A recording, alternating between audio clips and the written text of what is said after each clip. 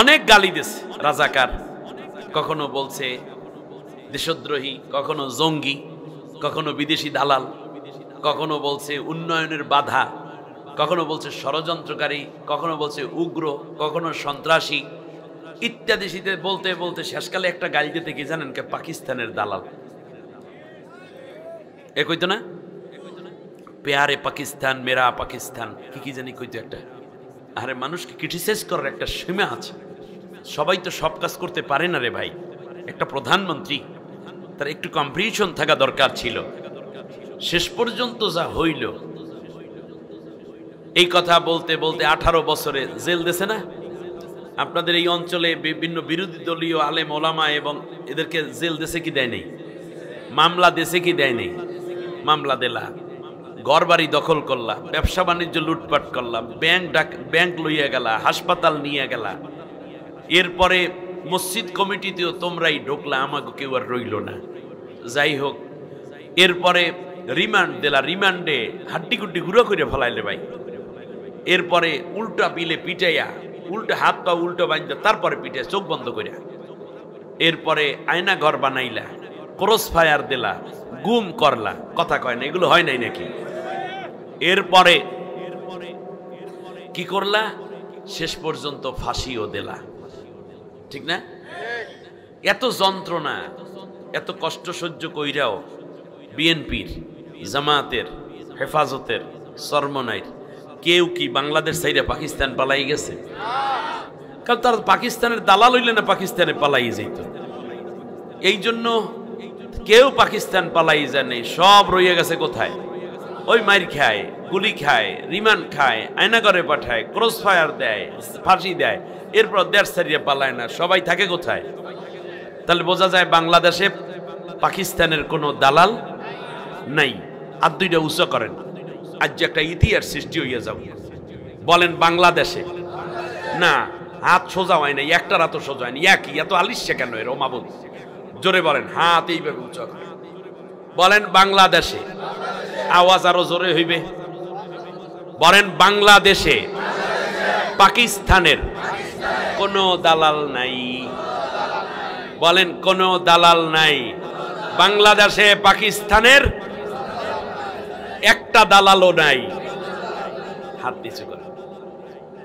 কিন্তু বাংলাদেশে ভারতের দালাল আছে। কেমনে বুঝলেন? সবাই বোঝে, হিসাব করতারে সবাই। এর মানে বাংলাদেশে বসে বসে ভারতের দালালরা আমাদের মাথার উপরে অত্যাচার চালিয়ে যাচ্ছিল।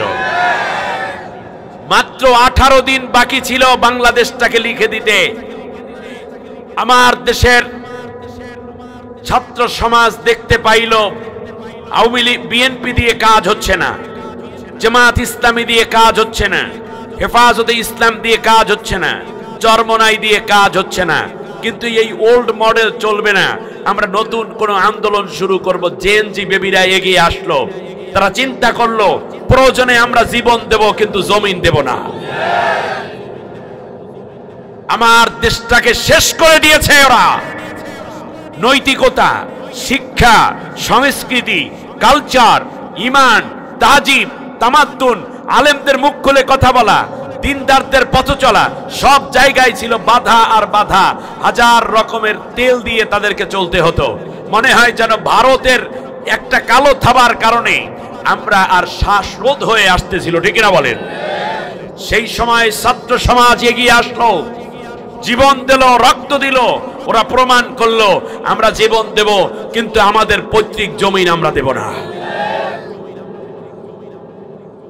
রক্ষা করার জন্য 6 তারিখে যখন তারা লং মার্চ ঘোষণা করলো, সেইটাকে তারা 5 তারিখে যদি না আনতো তাহলে 6 তারিখ পর্যন্ত ভারতের লক্ষ লক্ষ সশস্ত্র পুলিশ এবং সেনাবাহিনী বাংলাদেশের ভিতরে ঢুকে ছাত্রদেরকে কচু কাটা করত। লক্ষ লক্ষ ছাত্র হত্যা করলেও ওই বেটির অন্তরে এক বিন্দু মায়া জন্মাতো না।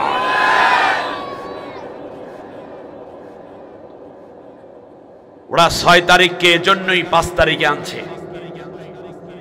কিন্তু শেষ পর্যন্ত তিনি চলে গেলেন, যাইতে তো চায় নাই। তাহলে কি আর দুপুরের খাবার রান্না করে? মাইয়াটা যাওয়ার সময় দুগ্গ ভাতও খাইতে রে নাই, মানে বরিশাল্য দরদে, ঠিক কিনা? আপনাদের এলাকায় কি বলবেন? তাই মাইয়াটা যাওয়ার সময় দুগ্গ ভাতও খাইতে পারেনি, চলে গেছে। চারদিকে বিশাল জলধারা বেষ্টিত, মাঝখানে এই ছোট্ট দ্বীপ, দক্ষিণ দিকে রয়েছে বিশাল বঙ্গোপসাগর, শাখা নদীগুলো দ্বারা বেষ্টিত মৎস্য সম্পদ রয়েছে, এখানে প্রাণীজ সম্পদ, লবণ সম্পদে ভরপুর। এই ছোট্ট দ্বীপটির নাম কুতুবদিয়া। মানুষগুলোর ভেতরে রয়েছে ইমানের চেতনা, তাওহীদের আবহ, সেই পুরানো কাল থেকে নিয়ে এর চর্চায় তারা অভ্যস্ত। দিনদার ইমানদারিতার পাশাপাশি মসজিদ মাদ্রাসা গড়ে তুলেছে নিজের অর্থায়নে, নিজেদের কষ্ট শ্রম দিয়ে। আবার মোবাইল প্রোগ্রাম হিসাবে মাঝে মধ্যে সাজায় তাফসিরুল কোরআন মাহফিল। তারই ধারাবাহিকতায় আব্দুল হাদী শিকদার পাড়া ইসলামী যুব সংঘের উদ্যোগে আয়োজিত ৭ম বার্ষিক ২ দিন ব্যাপী তাফসিরুল কোরআন মাহফিল আজকের সমাপনী দিবস, সমাপনী অধিবেশন। সম্মানিত সভাপতি, অতিরিক্ত সহকারী কর কমিশনার অঞ্চল ২ চট্টগ্রাম, এই বিশাল আয়োজনের নেপথ্যে যিনি সর্বাত্মক প্রচেষ্টা করেছেন সকলকে নিয়ে, জনাব মোহাম্মদ নিজামউদ্দিন শিকদার সাহেব, কোরআনের জন্য আল্লাহ তাআলা তাকে সুস্থতা এবং দীর্ঘ নেক হায়াত দান করুন। মূল পৃষ্ঠপোষকতায় রয়েছেন জনাব আব্দুল মতিন শিকদার, আপনাদের কারো ছেলে তুল্য, কারো ভাই, কারো বন্ধু, কারো মামা কিংবা চাচাও হবে। ওয়ান ব্যাংক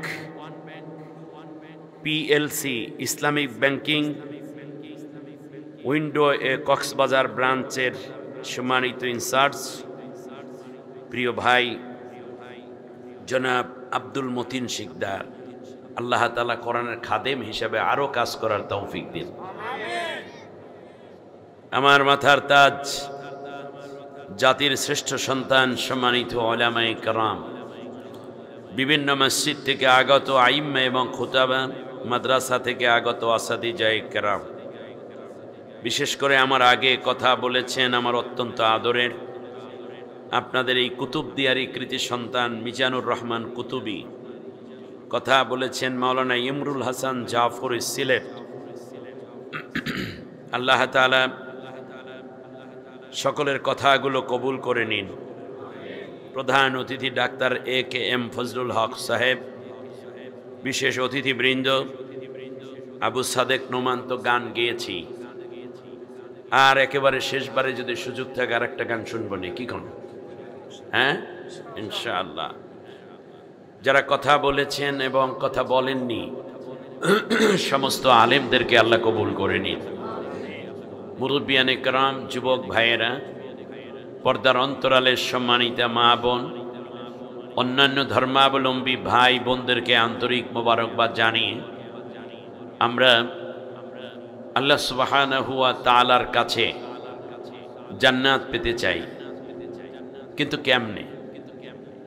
আমরা গুনাহ মাফ পেতে চাই, কিন্তু কিভাবে? একটা তো সিস্টেম মতো আওয়াজ আসতে হবে নাকি? যে আল্লাহ তাআলা কোরআনের ময়দানে আমাদেরকে বাছাই করলেন, আজকে আমরা 2টা বিষয় জেনে যাব, কিভাবে গুনাহ মাফ হয়, কিভাবে জান্নাতে যাওয়া যায়। আল্লাহ কবুল করুন, বলেন আমিন। আপনি 2টা জিনিস চান? গুনাহ থাকতে না গুনাহ বাদ দিয়ে দিতে চান? গুনাহ মাফ পেতে চান না গুনাহ নিয়ে ফিরতে চান? যদি গুনাহ মাফ চান আর পরকালে জান্নাত চান, তাহলে আল্লাহ রব্বুল আলামিনের কথাগুলো আমাদেরকে মন দিয়ে শুনতে হবে ইনশাআল্লাহ। আমরা প্রত্যেকে আমাদেরকে বেসিক কিছু কোশ্চেন করি। অনেক আলোচনা হয়ে গেছে। আমি আপনাদেরকে নসিহামূলক কিছু কথা শুনিয়ে দোয়া নিয়ে দোয়া দিয়ে বিদায় করব। আবার কবে দেখা হবে তা তো জানি না। হতে পারে কারো জীবনের এটা শেষ মাহফিল হয়ে যাবে, হতে পারে এরকম আজকের মাহফিল আপনার গুনাহ মাফের মাহফিল। আল্লাহ যেন তাই করেন, বলি আমিন। সম্মানিত ভাইয়েরা, আমরা আমাদেরকে নিয়ে বেসিক কয়েকটা কোশ্চেন করি। কোশ্চেনগুলো করলে আমাদের আমল নামাটা সহজ হয়ে আসবে। আল্লাহ সুবহানাহু ওয়া তাআলা প্রত্যেক মানুষের বিবেক দিয়েছেন কিনা? আর এই বিবেকের আলোকে আল্লাহ কিয়ামতের দিন মানুষকে কোশ্চেন করবেন। পাগলের কাছে কোশ্চেন আপনার মতো হবে না। কৃষককে যে প্রশ্ন করবে এমএ পাশের মানুষটাকে সেই কোশ্চেন হবে না, বিশ্বাস করুন। এমপিকে যে প্রশ্ন করা হবে চেয়ারম্যানকে সেই প্রশ্ন করা হবে না। ভোটারকে আবার চেয়ারম্যানের মতো কোশ্চেন করা হবে না। প্রধানমন্ত্রীকে যত কড়া কোশ্চেন করা হবে এলাকার চৌকিদারকে ওই কোশ্চেন কিন্তু করা হবে না। তার কারণ দুনিয়ায় যে যত বড় জ্ঞানের জায়গায় বসে পরকালে তাকে তত বড় জ্ঞান সম্বলিত কোশ্চেন করা হবে। আপনাদের কথা বুঝে আসতেছে? কমপক্ষে আমরা আমাদেরকে কিছু কোশ্চেন করি, দেখি বুঝি কিনা। আমাদের প্রথম কোশ্চেন হলো এই দিকে তাকান, আমাদের দিকে তাকান, আমার দিকে। খুব মন, চোখ, দিল, অন্তর, কান সব আমার দিকে দেন। ভাইরা আমার কোশ্চেন, প্রথম কোশ্চেন, ফার্স্ট কোশ্চেন, আমি কি ছিলাম? প্রথম প্রশ্নটা কি বলেন? আমরা কি এইরকম ছিলাম? আল্লাহ রাব্বুল আলামিন বলেন, হাল আতা আলাল ইনসানি হিনুম মিনাদ দাহরি লাম ইয়াকুন শাইআম মাযকুরা। মানুষের জন্য এমন একটি সময় কি যায়নি উল্লেখযোগ্য বলতে সে কিছুই ছিল না। এখানে শিক্ষিত জনরা আছেন। বাবার ছিল স্পার্ম, মায়ের ছিল ওভাম। বাবার শুক্রকীট আর মায়ের ডিম্বাণু। একবার বাবা যখন মায়ের সাথে মিলিত হতেন 1 কোটি স্পার্ম একবারে বেরিয়ে যেতেন, কমপক্ষে 1 কোটি, যা মাইক্রোস্কোপ ছাড়া দেখা যায় না, স্বাভাবিক চোখে দেখাই যায় না। মায়ের ডিম্বাণুগুলো, ওভারিগুলো ছিল খুব দুর্বল। এই ছোট্ট ছোট্ট দেখতে, মাইক্রোস্কোপ দিয়ে দেখতে হয়। একটা ছোট্ট ডিম্বাণুর ভিতরে বাবার একটা স্পার্ম গেল, সেখান থেকে আমি আপনি তৈরি হয়ে গেলাম। সুবহানাল্লাহ বলেন। কে বানান? আর বাকি 99,99,999টা শেষ। যে দৌড়ে আগে গেছে, ডিম্বাণুর ভিতরে ঢুকতে পেরেছে, সেখান থেকে আমি আপনি তৈরি হচ্ছি। আল্লাহ রাব্বুল আলামিন বলেন, প্রথম প্রশ্ন কর বান্দা, তুই তোকে কি ছিলি? কি ছিলাম? এইরকম ছিলাম না, এইরকম বানাইয়ে দিয়েছেন যিনি, তার নাম কি? দ্বিতীয় হচ্ছে বান্দা, তুই কি হলি? কি ছিলাম, কি হইলাম? আপনারা বলবেন, হুজুর আমি কোরআনে হাফেজ হয়েছি, কেউ বলবে বক্তা হয়েছি, কেউ বলবে আমি মসজিদের ইমাম খতিব, কেউ হাফিজি মাদ্রাসার মুহতামিম হয়েছি, কেউ এমপি, কেউ মন্ত্রী, কেউ প্রধান উপদেষ্টা, কেউ ব্যাংকের ম্যানেজার, কেউ অর্থমন্ত্রী হয়েছি, কেউ কৃষক হয়েছি, কেউ জেলে দোকানদার হয়েছি, কেউ হয়েছি শিল্পপতি, কেউ হয়েছি রিক্সা চালক, অটো চালক। কিন্তু আপনি যা হইলেন, আল্লাহ রাব্বুল আলামিন এই টার্গেট নিয়ে কি আপনারে বানাইছে, নাকি আল্লাহর টার্গেট অন্য কিছু ছিল? কি হইলাম, কি ছিলাম, কি হইলাম? আমি যা হইলাম, এটা কি আল্লাহ যা হইতে বলেছেন আমি সেইটা হইছি, নাকি অন্য কিছু হইছি? আমার কথা বুঝে আসছে আপনাদের? তাহলে আমাদের হওয়া উচিত কি? আল্লাহ যেটা হতে বলেছেন, ঠিক কিনা বলেন? আল্লাহ যেটা হইতে বলেছেন আমাদের সেইটা হইতে হবে। তার সাথে সাথে কেউ ব্যাংকার হব, বক্তা হব, খতিব হব, ইমাম হব, চাকরিজীবী হব, শিল্পপতি হব, তারপরে আমরা কেউ বিদেশে যাব, কেউ ইন্ডাস্ট্রিজের মালিক হব, এরপরে অন্যান্য চাকরি বাকরি কর্মসংস্থানে আমরা যাব, জেলে হব, তাঁতি হব। কিন্তু আল্লাহ যেটা হইতে বলেছেন সেইটা তো আগে হতে হবে। আমার কথা বুঝে আসছে? কিন্তু ওইটা হইলাম কি না, এটা একটা কোশ্চেন। তৃতীয়, কি হব? কি হব একটু ভাবেন তো দেখি, আপনি কি হবেন? আপনি বলবেন হুজুর আমি ডাক্তার হব, ছোটরা বলবে আমি ইঞ্জিনিয়ার হব। বেশ ভালো, হবেন, ভালো কথা, কিন্তু আল্লাহ তাআলা যা হইতে বলছেন সেইটা হবেন কিনা? সবাই রাজি আছেন? বাস, তাহলে কি দিয়ে তিনটা কোশ্চেন চলে গেল। বলেন, কি ছিলাম, কি হইলাম, কি হব। আবার তিনটা কোশ্চেন করেন, কোথায় ছিলাম? আমরা কি এখানে ছিলাম? ছিলাম কোথায়? রুহের জগতে। রাইট, সুন্দর আনসার করেছে আমার ছোট ভাইটা। রুহের জগতে, এখানে আমরা ছিলাম না। রুহের জগতে আমাদের রুহগুলো ছিল, আর মায়ের ভিতরের উপাদান উপকরণ দিয়ে আল্লাহ তাআলা কি সুন্দর একটা মানুষ বানাইয়া দিলেন। وَلَقَدْ خَلَقْنَا الْإِنسَانَ مِنْ سُلَالَةٍ مِنْ طِينٍ ثُمَّ جَعَلْنَاهُ نُطْفَةً فِي قَرَارٍ مَكِينٍ ثُمَّ خَلَقْنَا النُّطْفَةَ عَلَقَةً فَخَلَقْنَا الْعَلَقَةَ مُضْغَةً فخلقنا المضغة عظاما فكسونا العظام لحما ثم أنشأناه خلقا آخر فتبارك الله أحسن الخالقين। কি চমৎকার ডেফিনেশন দিচ্ছেন আল্লাহ। আল্লাহ রাব্বুল আলামিন বলেন, আমি আল্লাহ তোমার বাবার স্পার্ম আর মায়ের ওভাম মিলাইয়া একটা নিশ্চিদ্র নিরাপদ জায়গায় স্থাপন করে দিলাম, যেটার নাম রেহেম। ফি যুলুমাতিন সালাসা, তিনটা অন্ধকারের বেষ্টনী, তার মাঝখানে বান্দা আমি আল্লাহ রাব্বুল আলামিন তোকে বানাবো বলে পরিকল্পনা নিলাম। আলো নাই, বাতাস নাই, যেই জায়গাটায় তোমাকে আমি তৈরি করলাম এটার নাম হলো রেহেম। এই রেহেমের মধ্যে আমি আল্লাহ তাআলা তোকে তিল তিল করে বানালাম। কিছুদিন পর্যন্ত একটা রক্তপিণ্ড ছিলি, তারপরে রক্তপিণ্ড শক্ত করে আমি গোশতপিণ্ড বানাইলাম। গোশতপিণ্ডটাকে কয়দিন পরে আমি আল্লাহ বৃদ্ধি করলাম। চোখের জায়গায় চোখ দিলাম, নাকের জায়গায় নাক দিয়ে আমি আল্লাহ একটু ছিদ্রি করে রাখলাম, কানের জায়গায় কান দিয়া বান্দা কি সুন্দর যন্ত্র দিয়ে তোরে আমি বানাইয়ে দিলাম। চোখের উপর বুরু দিলাম, পালক দিলাম, পলক ফেলবি। তারপরে আমি আল্লাহ তোর মাথাটা তৈরি করে ভিতরে ঘিলু দিয়া দিলাম। তারপরে গলাটাকে একটু ফাঁকা করে রাখলাম রে বান্দা। এখান থেকে ধরে ভিতরের দিকে লিভার দিলাম, কিডনি দিলাম, হার্ট দিলাম, ব্লাড ভালভ দিলাম, পাকস্থলী দিলাম।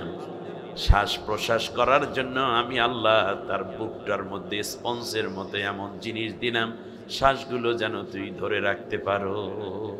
সুবহানাল্লাহ। এই করোনায় যে মানুষ গেছে তার লাঞ্চের ভিতরে শ্বাস যে ধরে রাখে, আপনারা স্পঞ্জ দেখছেন? স্পঞ্জ পানির উপর দিলে পানিটা ধরে রাখে না, চিপ দিলে কি হয়? পানিগুলো বের হয়ে যায়। ওই বুকের মধ্যে এই রকম ৩.৩৮ লক্ষ ছিদ্রি দিয়া আল্লাহ তাআলা বুকের এই সিস্টটা তৈরি করেছেন। ৩৮ লক্ষ। খেয়াল করতে পারেন, এই করোনা এসে শুধু ওই যে ছিদ্রিগুলো আছে এইগুলোর মধ্যে ডিম পারে, আর আস্তে আস্তে করে এইটারে খাওয়া শুরু করে দেয়, ফলে ক্যান্সার হয়ে যায়, ইনফেকশন হয়ে যায়, ফলে মানুষের শ্বাস বন্ধ হয়ে মারা যায়। সুবহানাল্লাহ বলেন। এবার খেয়াল করেন, আল্লাহ তাআলা বললেন ছেলে হবি না মেয়ে হবি তাও আমি ঠিক করে দিলাম। এরপর বান্দা আমি আল্লাহ এরপর গোশত হাড্ডি মাঝখানে হাড্ডি বসাইলাম, হাড্ডির উপরে গোশতের প্রলেপ দিয়ে আবার কয়েকদিন চামড়া দিয়ে ঢাইকা দিলাম। এরপর আমি আল্লাহ রব্বুল আলামিন আস্তে আস্তে তোরে ডেভেলপ করলাম। 3 মাস পর্যন্ত মায়ের গর্ভে একটা রুহু দিয়া এখন তোর এই দেহটাকে চালু করে দিলাম। এর আগে তোর রুহু ছিল না, খাদ্যও ছিল না। মায়ের গর্ভের মধ্যে খাবারের জন্য চিৎকার করলে পৃথিবীর কোনো সরকার মন্ত্রী কিংবা কোনো উপদেষ্টা অথবা তোর মা বাবা কেউ খাবার দিতে পারবে না। আমি তোর আল্লাহ, তুই যেদিন মায়ের গর্ভে গেছো সেই দিন থেকে তোর মায়ের মাসিক ঋতু বন্ধ কইরা তোর নাভির সাথে আমি আল্লাহ হায়েজের মাসিক ঋতুর একটা পাইপ জুড়ে দিলাম, ওইটা তোর খাবার হিসাবে ব্যবহৃত হওয়া শুরু হয়ে গেল। মুখ দিয়া দেই নাই এই জন্য যে মুখ দিয়ে তুই আমি আল্লাহর জিকির করবি, আমার কোরআন পড়বি, সত্য কথা বলবি, নারায়ে তাকবীর আল্লাহু আকবার বলবি। এই কথাগুলা পবিত্র। মুখটা নাপাক কইরা দিলে নাপাক মুখ দিয়ে পাক নাম নেওয়া মানায় না। এই জন্য আমি আল্লাহ মুখটাকে পবিত্র রেখে দিলাম। কি এক মহান মালিক! আল্লাহ রাব্বুল আলামিন বলেন, তুই ছোট্ট ছিলি, ওই গুড়ি গুড়ি আঙ্গুলের মাথায় একটু একটু ছোট ছোট নখগুলা দিতেও আমি আল্লাহ ভুলে যাই নাই। অথচ একেবারে নিশ্চিদ্র নিরাপত্তার মধ্যে তুই বড় হলি। ফাকাসাউনাল ইযামা লাহমান সুম্মা আনশা'নাহু খালকান আখার।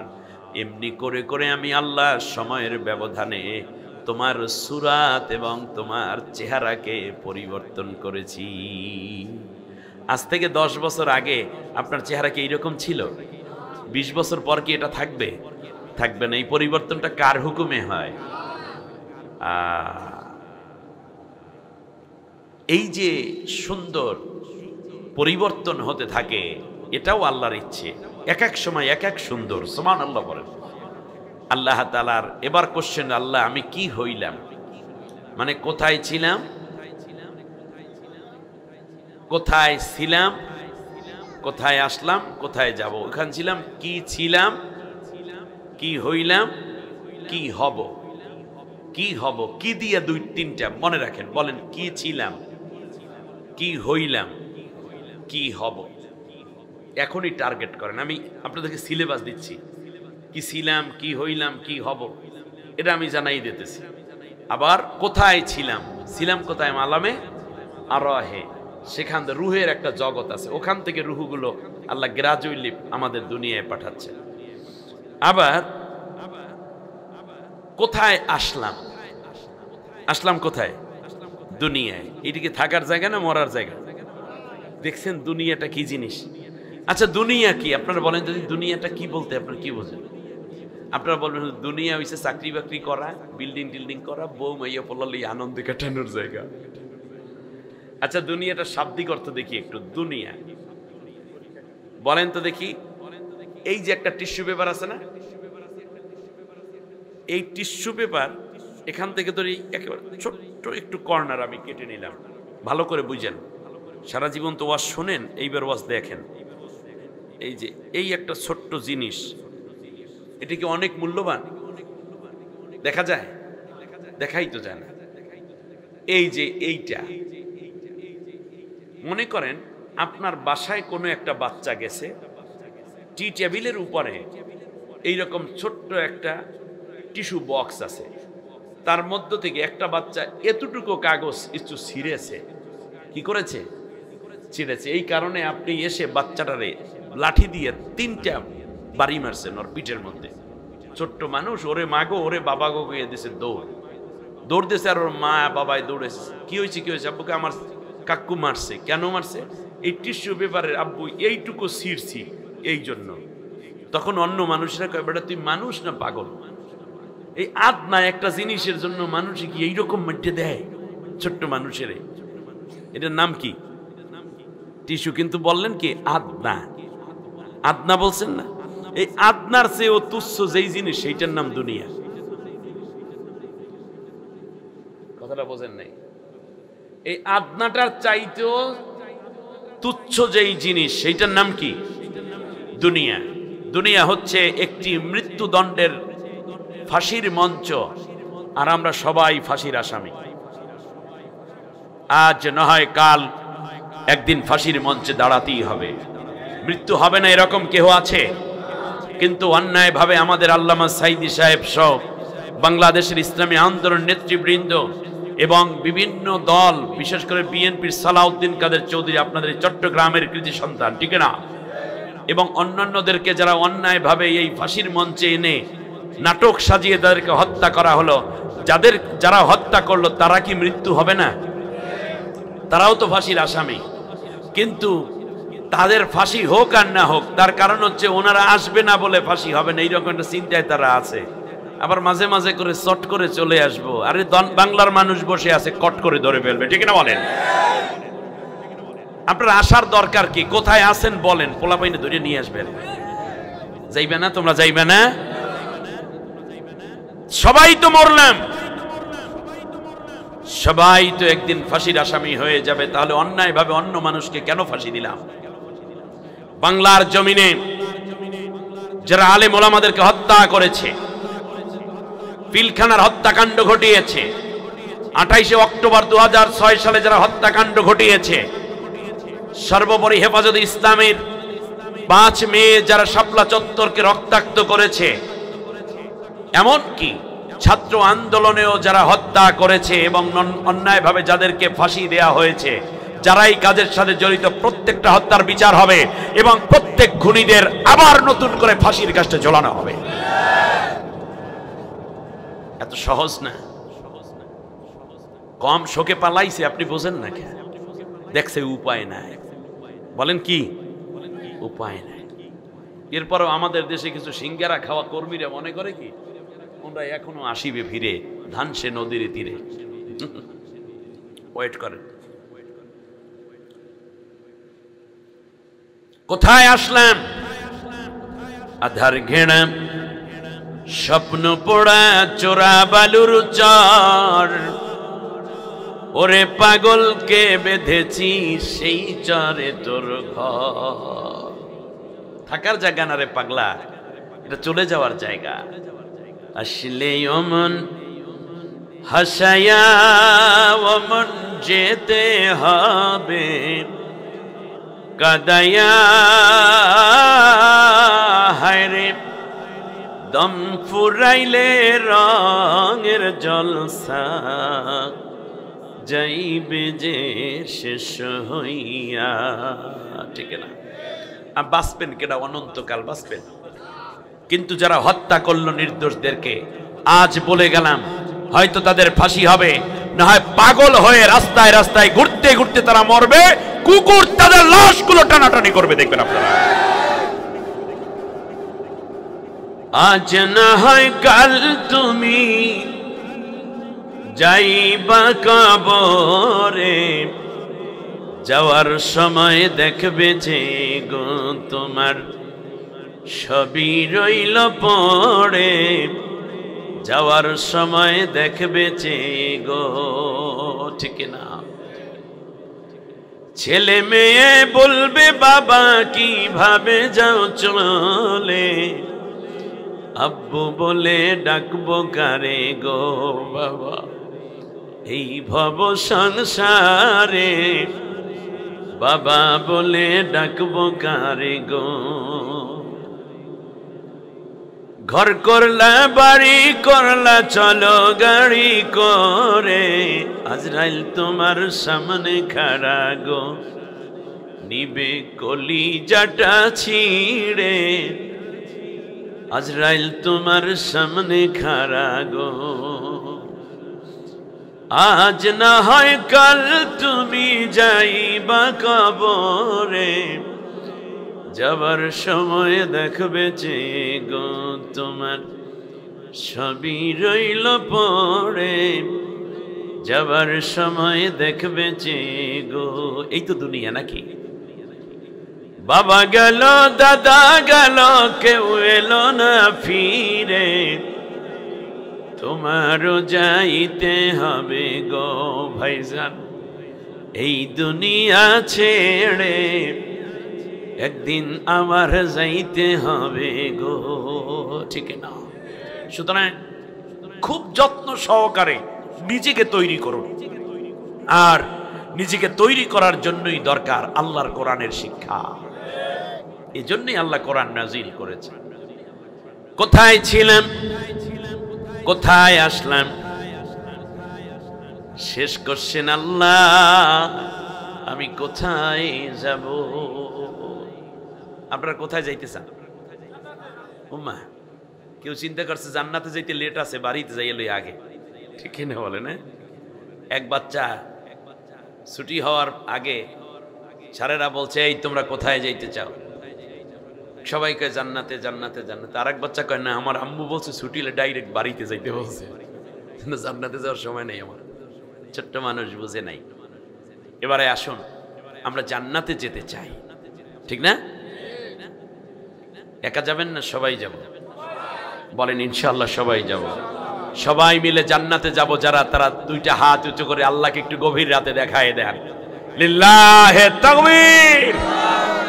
বলেন আল্লাহ আমরা সবাই জান্নাতে যেতে চাই, তুমি আমাদেরকে জান্নাতি মানুষ হিসাবে কবুল করে লও, আমাদের গুনাহগুলো মাফ করে দাও, আমিন ইয়া রাব্বাল আলামিন। প্রশ্ন কয়টা হইছে? 6টা। কি ছিলাম, কি হইলাম, কি হব? মানে থাকবে না তাহলে কলম দিয়ে কাগজ দিয়ে লিখলাম।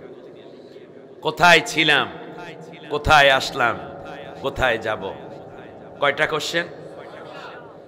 আল্লাহ রাব্বুল আলামিন বলেন বান্দারে এই 6টা প্রশ্নের জবাবের জন্য আমি আল্লাহ রাব্বুল আলামিন তোরে 6টা আমল শিখাইয়া দিলাম। সুবহানাল্লাহ। আমল কয়টা? আরে জোরে সবাই বলে, কেউ বলে না। আওয়াজ তো আরো বড় হবে। ইয়াংরা, এই মুরব্বীরা কইেন না, যারা বয়স 50-এর ঊর্ধ্বে আপনারা কইেন না, 50 পর্যন্ত যাদের বয়স এরা আওয়াজ দিয়ে একটু বলো দি তোমরা কেমন আছো, আমার খবর জানা দরকার। বলো দেখি আমল কয়টা? আরো জোরে। দেখছেন সব করকরা জিনিস। আলহামদুলিল্লাহ তোমরা পারবে, অতএব জবাব দেবা এইরকম, ঠিক আছে কিনা? 6টা।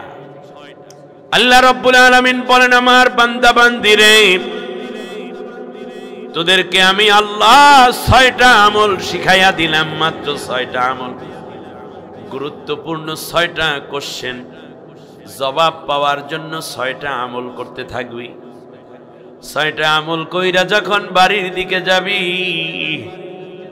আমি আল্লাহ রাব্বুল আলামিন আব্দুল হাদী সিকদার পাড়া ইসলামী যুব সংঘের মাহফিল থেকে তোদেরকে খালি ফিরাবো না, আমি আল্লাহ 6টা পুরস্কার দিয়ে তোদেরকে বাড়ি ফিরাইয়া দেব।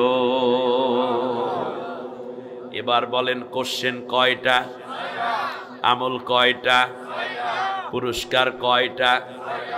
এই জন্য উঠে যাইবেন না, সব বুঝে যাইবেন, সব বুঝে মিলে যাইতে হবে। বলেন আমিন।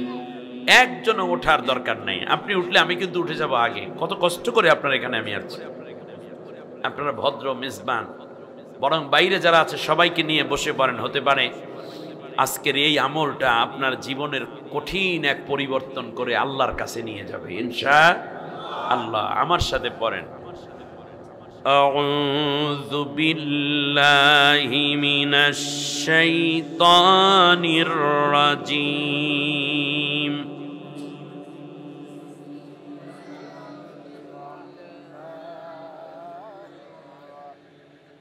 বিতাড়িত অভিশপ্ত শয়তানের ওয়াসওয়াসা থেকে আল্লাহর আশ্রয় চাই। কার আশ্রয়? আরো জোরে বলেন। একটা মজার ব্যাপার বলি, আল্লাহ তাআলা এই 6টা কাজ যখন শুরু করছেন তখনই বলছেন নারী মোমেন পুরুষ মোমেনা নারী সকলের জন্য সমান সওয়াব, সমান আমল, সমান জিজ্ঞাসা, সমান নেকি। ওয়াল মুমিনুনা ওয়াল মুমিনাতু বা'দুহুম আউলিয়াউ বা'দ। সূরা তাওবার এই আয়াত থেকে এখন আলোচনা হবে। তাহলে বোঝা যায় নারী পুরুষ সকলের জন্য সমানভাবে এই ওয়াজ প্রযোজ্য। আমি করেছি না, আল্লাহ করেছেন। মা বোনেরাও ভালো করে কথাগুলো শুনুন।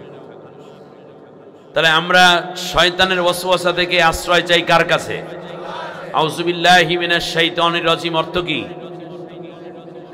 বিতাড়িত অভিশপ্ত শয়তানের ওয়াসওয়াসা থেকে আল্লাহর কাছে আশ্রয় চাই। আমাদের আশ্রয়দাতা কে? না, আরো জোরে হইবে আওয়াজ। এটা আল্লাহর নাম। একেবারে যে যত বেশি আল্লাহকে ভালোবাসেন সে তত বড় আওয়াজ দিতে হবে। জোরে বলেন, আমরা আমাদের আশ্রয়দাতা কে? প্রশ্রয়দাতা কে? নিরাপত্তা দানকারী কে? উদ্ধারকর্তা কে? সাহায্যকারী কে? হায়াত দাতা কে? মওত দাতা কে? বিধান দাতা কে? আল্লাহ। ব্যাস, বিগত 18টা বছর কম জ্বালায় নাই ঝামেলা বিবি, ঠিক না? নাম কি বিবি বলেন? মিসেস ঝামেলা বিবি। এই ঝামেলা বিবি যা করিল ইতিহাস ফেল। শেষকালে যা কইরে গেছে তা বিশ্বের ইতিহাসে কোন সরকার করে নাই। এ মানে বুইনের হাত ধরিয়া চইলে গেছে, সবাই থুয়ে গেছে। আর সাথে সাথে 350 এমপি, উপজেলা চেয়ারম্যান, কমিশনার, এরপরে কি মেয়র, পুলিশ, র্যাব, গোয়েন্দা, ডিবি, ডিএসবি, সোনার ছেলে, রূপার ছেলে, তামার ছেলে, লোহার ছেলে, যা আছে কুল্লু খালাস একসাথে সব শেষ হয়ে গেছে। ইয়া দুনিয়ার কোন সরকার এত নষ্ট ভাবে পচেনি। পোলা পাইনে প্রথম চাইছিল 11 দফা, পরে কইছে 4 দফা, পরে কইছে 1 দফা। 1 দফায় কইছিল পদত্যাগ করেন, পালাইয়া তো যাইতে কয়নি। ওনারা কয় তোরা যেহেতু পোলা পাইন মানুষ এত চাওয়া চাই করো, তোরা যা চাও নাই এইটাই করবো, যা চাইছি তা দিব না। বুঝলেন না? তা না দিয়ে কি করছে একসাথে পালানোর দ্বারা বোঝা যায় তারা ছিল চোর। কারণ চোর পালায়, গৃহস্থ কোনদিন শেখের বেটি পালায় না, না কইয়া চললে যায়। যাই হোক, এটা তার ব্যাপার, সে করুক। কিন্তু আমার কষ্টটা ভিন্ন জায়গায়।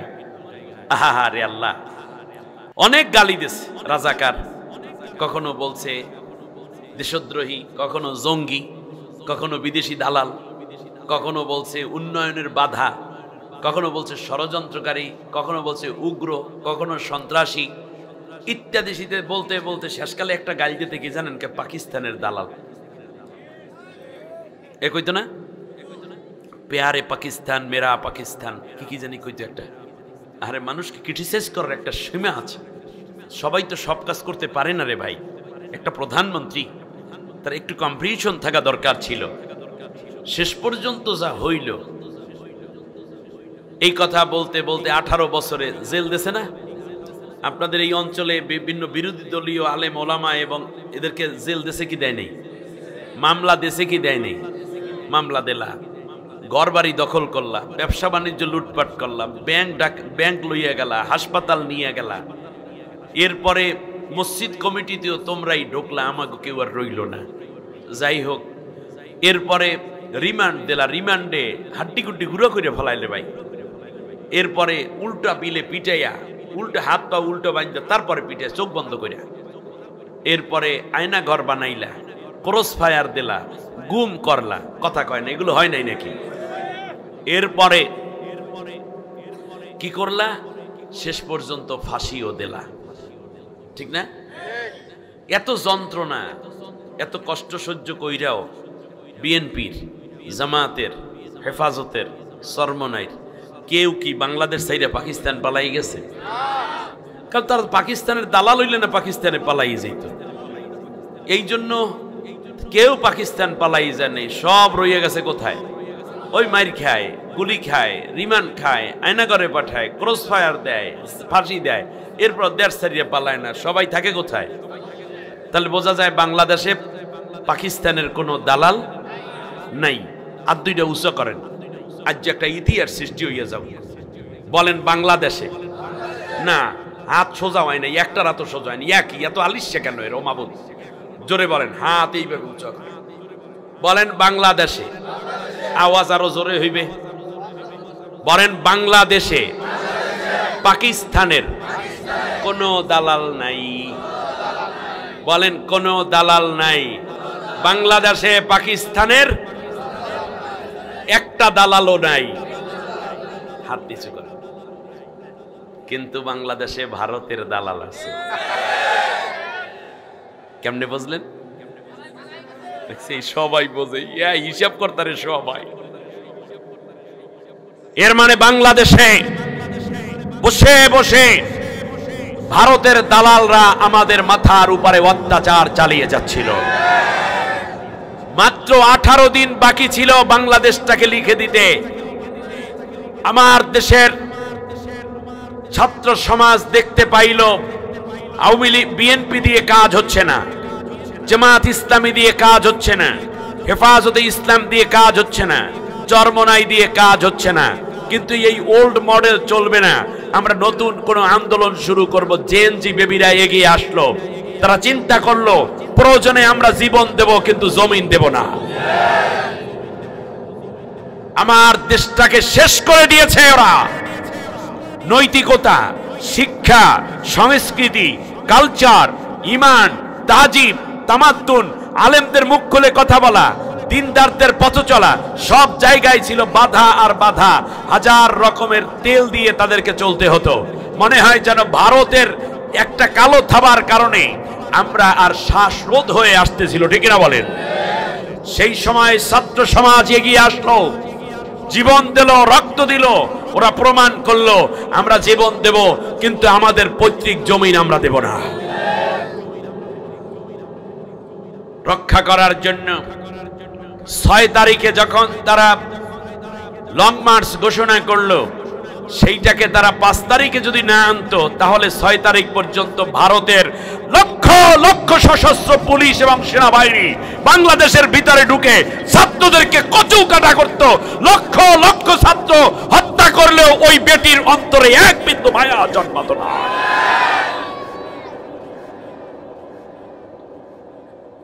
ওরা 6 তারিখকে এজন্যই 5 তারিখে আনছে,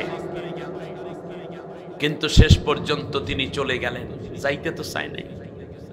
তাহলে কি আর দুপুরের খাবার রান্না করে? মাইয়াটা যাওয়ার সময় দুগ্গ ভাতও খাইতে রেডি, মানে বরিশালে দরদে, ঠিক কিনা? আপনাদের এলাকায় কি বলবেন? তাই মাইয়াটা যাওয়ার সময় দুগ্গ ভাতও খাইতে পারেনি, চলে গেছে। আমাদের সাহায্য আমেরিকায় নয়, চীনে নয়, রাশিয়ায় নয়, ভারতে নয়, পাকিস্তানেও নয়। আমাদের সাহায্যের জায়গায় একমাত্র আল্লাহর কাছে, ঠিক না? আল্লাহ রাব্বুল আলামিন বললেন, স্বৈর শাসকদেরকে আমি আল্লাহ এইভাবে পদানত করে দেই। যাওয়ার পরে এত বড় একটা পতন হলো, অথচ সারা বাংলাদেশের একটা মানুষ মায়ায় কানল না। আমি আশ্চর্যান্বিত হয়েছি। আপনাদের এই অঞ্চলে আওয়ামী লীগ করার লোক ছিল না? ওই কানছে কেউ যে আপায় চলে গেছে, আরে সোহে পানি দেখছেন কেউ? না, খালি মুখটা বার করে সিগারেট টানছে খালি, আর বেশি জর্দা দিয়ে 3 কিল পান ওই দিন বেশি খেয়েছে। আর কি করছে? যা করছে সেইটাই তো কই। ফিরআউনের পতনের দিনও কেউ কান্দে না। আল্লাহ রাব্বুল আলামিন বলেন, ফামা বাকাত আলাইহিমুস সামাউ ওয়াল আরদু ওয়া মা কানু মুনজারিন। ফিরআউন যেদিন পতন হলো সেই দিন পৃথিবীর কেউ কান্না করে নাই, আসমানেও কেউ কাঁদে নাই, জমিনেও কেউ না, এমনকি কান্না করার কোনো পরিবেশও ছিল না। আমি ভাবছিলাম যে এই বুন্ডারে আদ্দরিয়া লইয়া যাই, এইটাই মনে হয় কানবে। পরে দেখলাম যে না, এ আপুর লগে যাইতে আছে, কানবে কি? আনন্দের শেষ নেই। কারণ বাংলাদেশে তো তাদের কিচ্ছু নাই, বাংলাদেশের প্রতি শুধু আছে ঘৃণা, তাদের প্রতিশোধ। পরে ভাবলাম তার মেয়েটাই কানবে। উম্মা, পরের দিন সাংবাদিক সম্মেলনে ঠোঁট মালিশ সহ আসে, কিসের কান্দাকাটি? কায় আমার আম্মার উপরে আমার আম্মু এমন কি করছে যে আন্দোলন করে তারে তারাইতেই হবে। ভাবলাম ছেলেটাই মনে হয় কানবে, ভাগ্নে ভাগ্নে ভাগ্নের স্টাইলে। বাহ, কেউ কান্দে নাই। কিন্তু আল্লামা সাইদি সাহেবকে যেদিন শুধুমাত্র ফাঁসির রায় দিয়েছিল প্রথমবারে, বাংলাদেশে প্রায় 318 জন নারী, পুরুষ, যুবক, যুবতী, শিশু, যুবক, তরুণ এই জমিনে রক্ত দিয়ে প্রমাণ করেছে তারা ভালো মানুষকে মহব্বত করে, ঠিক না বলেন? 13টা বছর জেলের প্রকোষ্ঠে আটকে রেখেছ, শেষ পর্যন্ত একজনের উদাহরণ শুধু, শেষ পর্যন্ত হাসপাতালে এনে ইনজেকশন, বিষাক্ত ইনজেকশন পুশ করে তাকে হত্যা করা হয়েছে বলে এখন বিভিন্ন মহল থেকে কথা আসতেছে এবং এটা প্রমাণিত হবে বলেই অনেকে আশ্বস্ত হয়েছেন।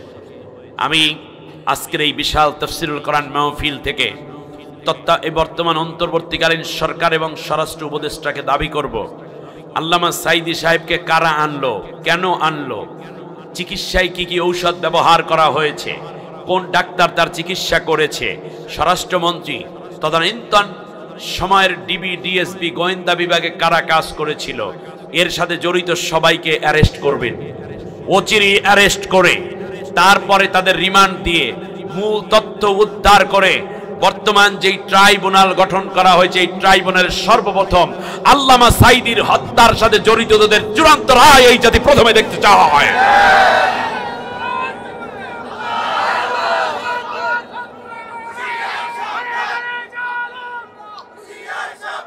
সুতরাং খেলা শুরু হয়েছে, এত তাড়াতাড়ি থামবে না।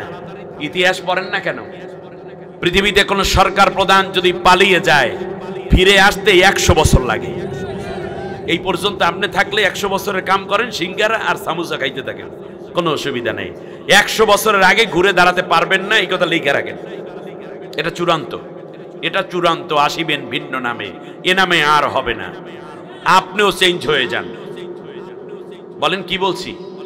আপনিও চেঞ্জ হয়ে যান। তবে কি চেঞ্জ হবেন আমি একটু সেইটা বললে যাই, তাহলে আপনাদের জন্য সুবিধা হবে। কি কষ্ট হচ্ছে আপনাদের? এখানে কষ্ট হইলে তো মনে করুন আবার আর একটা ঝামেলা। আমার ভাইয়েরা দেখুন, সূরা ইউনূসের 92 নম্বর আয়াতে আমরা চলে যাই। কোন নেতা যদি নিজের কর্মীদেরকে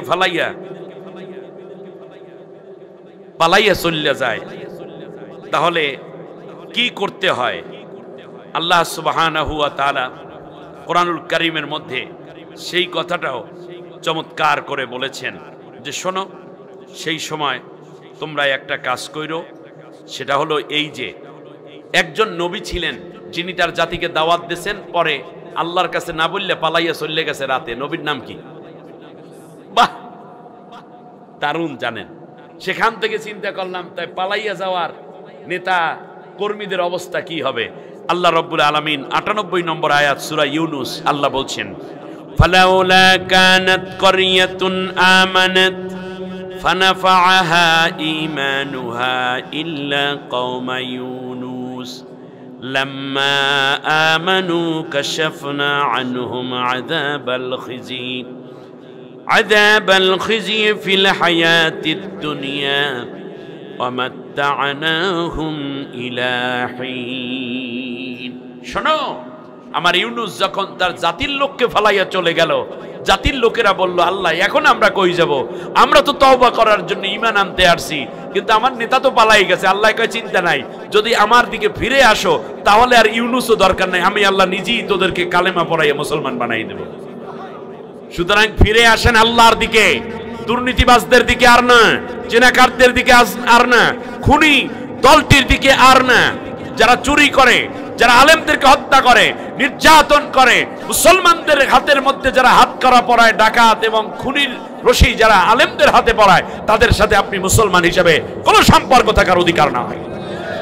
সুতরাং আসুন, তওবা করে ফিরে আসুন আল্লাহর কোরআনের দিকে, তাহলে আপনার জন্য হয়তো বা আল্লাহর ক্ষমা আছে। আর না হলে ওদের সাথে সম্পর্ক রাখার কারণে মাইয়াশফা শাফাতান সাইয়্যাতা ইয়াকুল্লাহু কিফলুম মিনহা, যারা অন্যায়ের সাথে সম্পর্ক রাখবে আমি আল্লাহ অন্যায়কারীর সমান গুনাহ ওদের আমলনামায় লিখে দেব। এখন মাঝে মাঝে শোনা যায় আমাদের দেশপ্রেমের পরাকাষ্ঠায় যেই দলটি সবচেয়ে বেশি উত্তীর্ণ হলো, বাংলাদেশ জাতীয়তাবাদী দল বিএনপি, তাদের 2-1 নেতার মুখ থেকে এখন ওদের দুর্গন্ধের মতো কথাবার্তা মাঝে মাঝে শুনতে পাই। সাবধান, এই জাতি যদি একবার টের পায়, আবার বলি এই জাতি যদি একবার টের পায় আপনাদের সম্পর্ক কাউয়াদের সাথে আছে, তাহলে মনে রাখবেন ওদের পরিণতি যা হয়েছে এই জাতি আপনাদেরকে তার চেয়েও বেশি ঘৃণা করে প্রত্যাখ্যান করবে।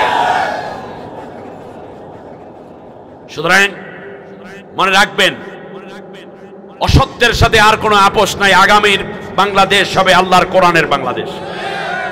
সুশাসন, ন্যায়পরায়ণতা, দুর্নীতিমুক্ত, বৈষম্যহীন একটি রাষ্ট্র গঠন করার জন্য আল্লাহর কোরআনের কাছে আমাদের আসতে হবে, এর বাইরে কোনো উপায় নেই। আল্লাহ আমাদেরকে হক বোঝার তৌফিক দান করুন। সম্মানিত ভাইরা, পরম করুণাময় অসীম দয়ালু আল্লাহর নামে শুরু করছি। কাজ ছিল কয়টা? প্রশ্ন ছিল কয়টা? উত্তর ছিল, পুরস্কার ছিল কয়টা? 6টা। আল্লাহ রাব্বুল আলামিন বলেন, শুনুন, ওয়াল মুমিনুনা ওয়াল মুমিনাতু বা'দুহুম আউলিয়াউ বা'দ ইয়া'মুরুনা বিল মা'রুফি ওয়া ইয়ানহাউনা আনিল মুনকার ويقيمون الصلاة ويؤتون الزكاة ويطيعون الله ورسوله। আল্লাহ রাব্বুল আলামিন বলেন, 6 প্রশ্নের জবাব নেয়ার জন্য বান্দা বান্দিরা রে, নারী হও পুরুষ হও, যদি মুমিন হও তাহলে সবাই মিলে 6 দফা বাস্তবায়ন করবা। সুবহানাল্লাহ। কার নির্দেশ? জামালউদ্দিনের, মাহফিল কর্তৃপক্ষের। কার অর্ডারটা? কার? মানতে সবাই রাজি আছেননি? আল্লাহ কবুল করুন।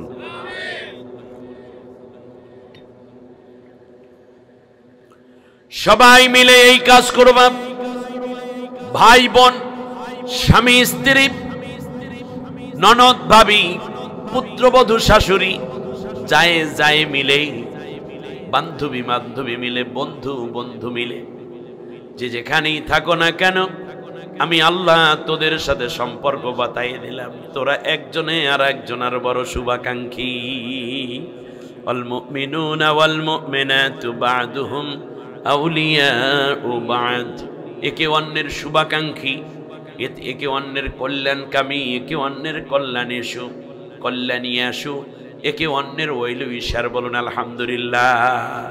একে অন্যের কল্যাণ চাইবেন নাকি কল্লা চাইবেন? কল্যাণ, কল্যাণ না কল্লা? কল্যাণ। একে অন্যের কি চাইবেন? ভালো চাইবেন, ঠিক না?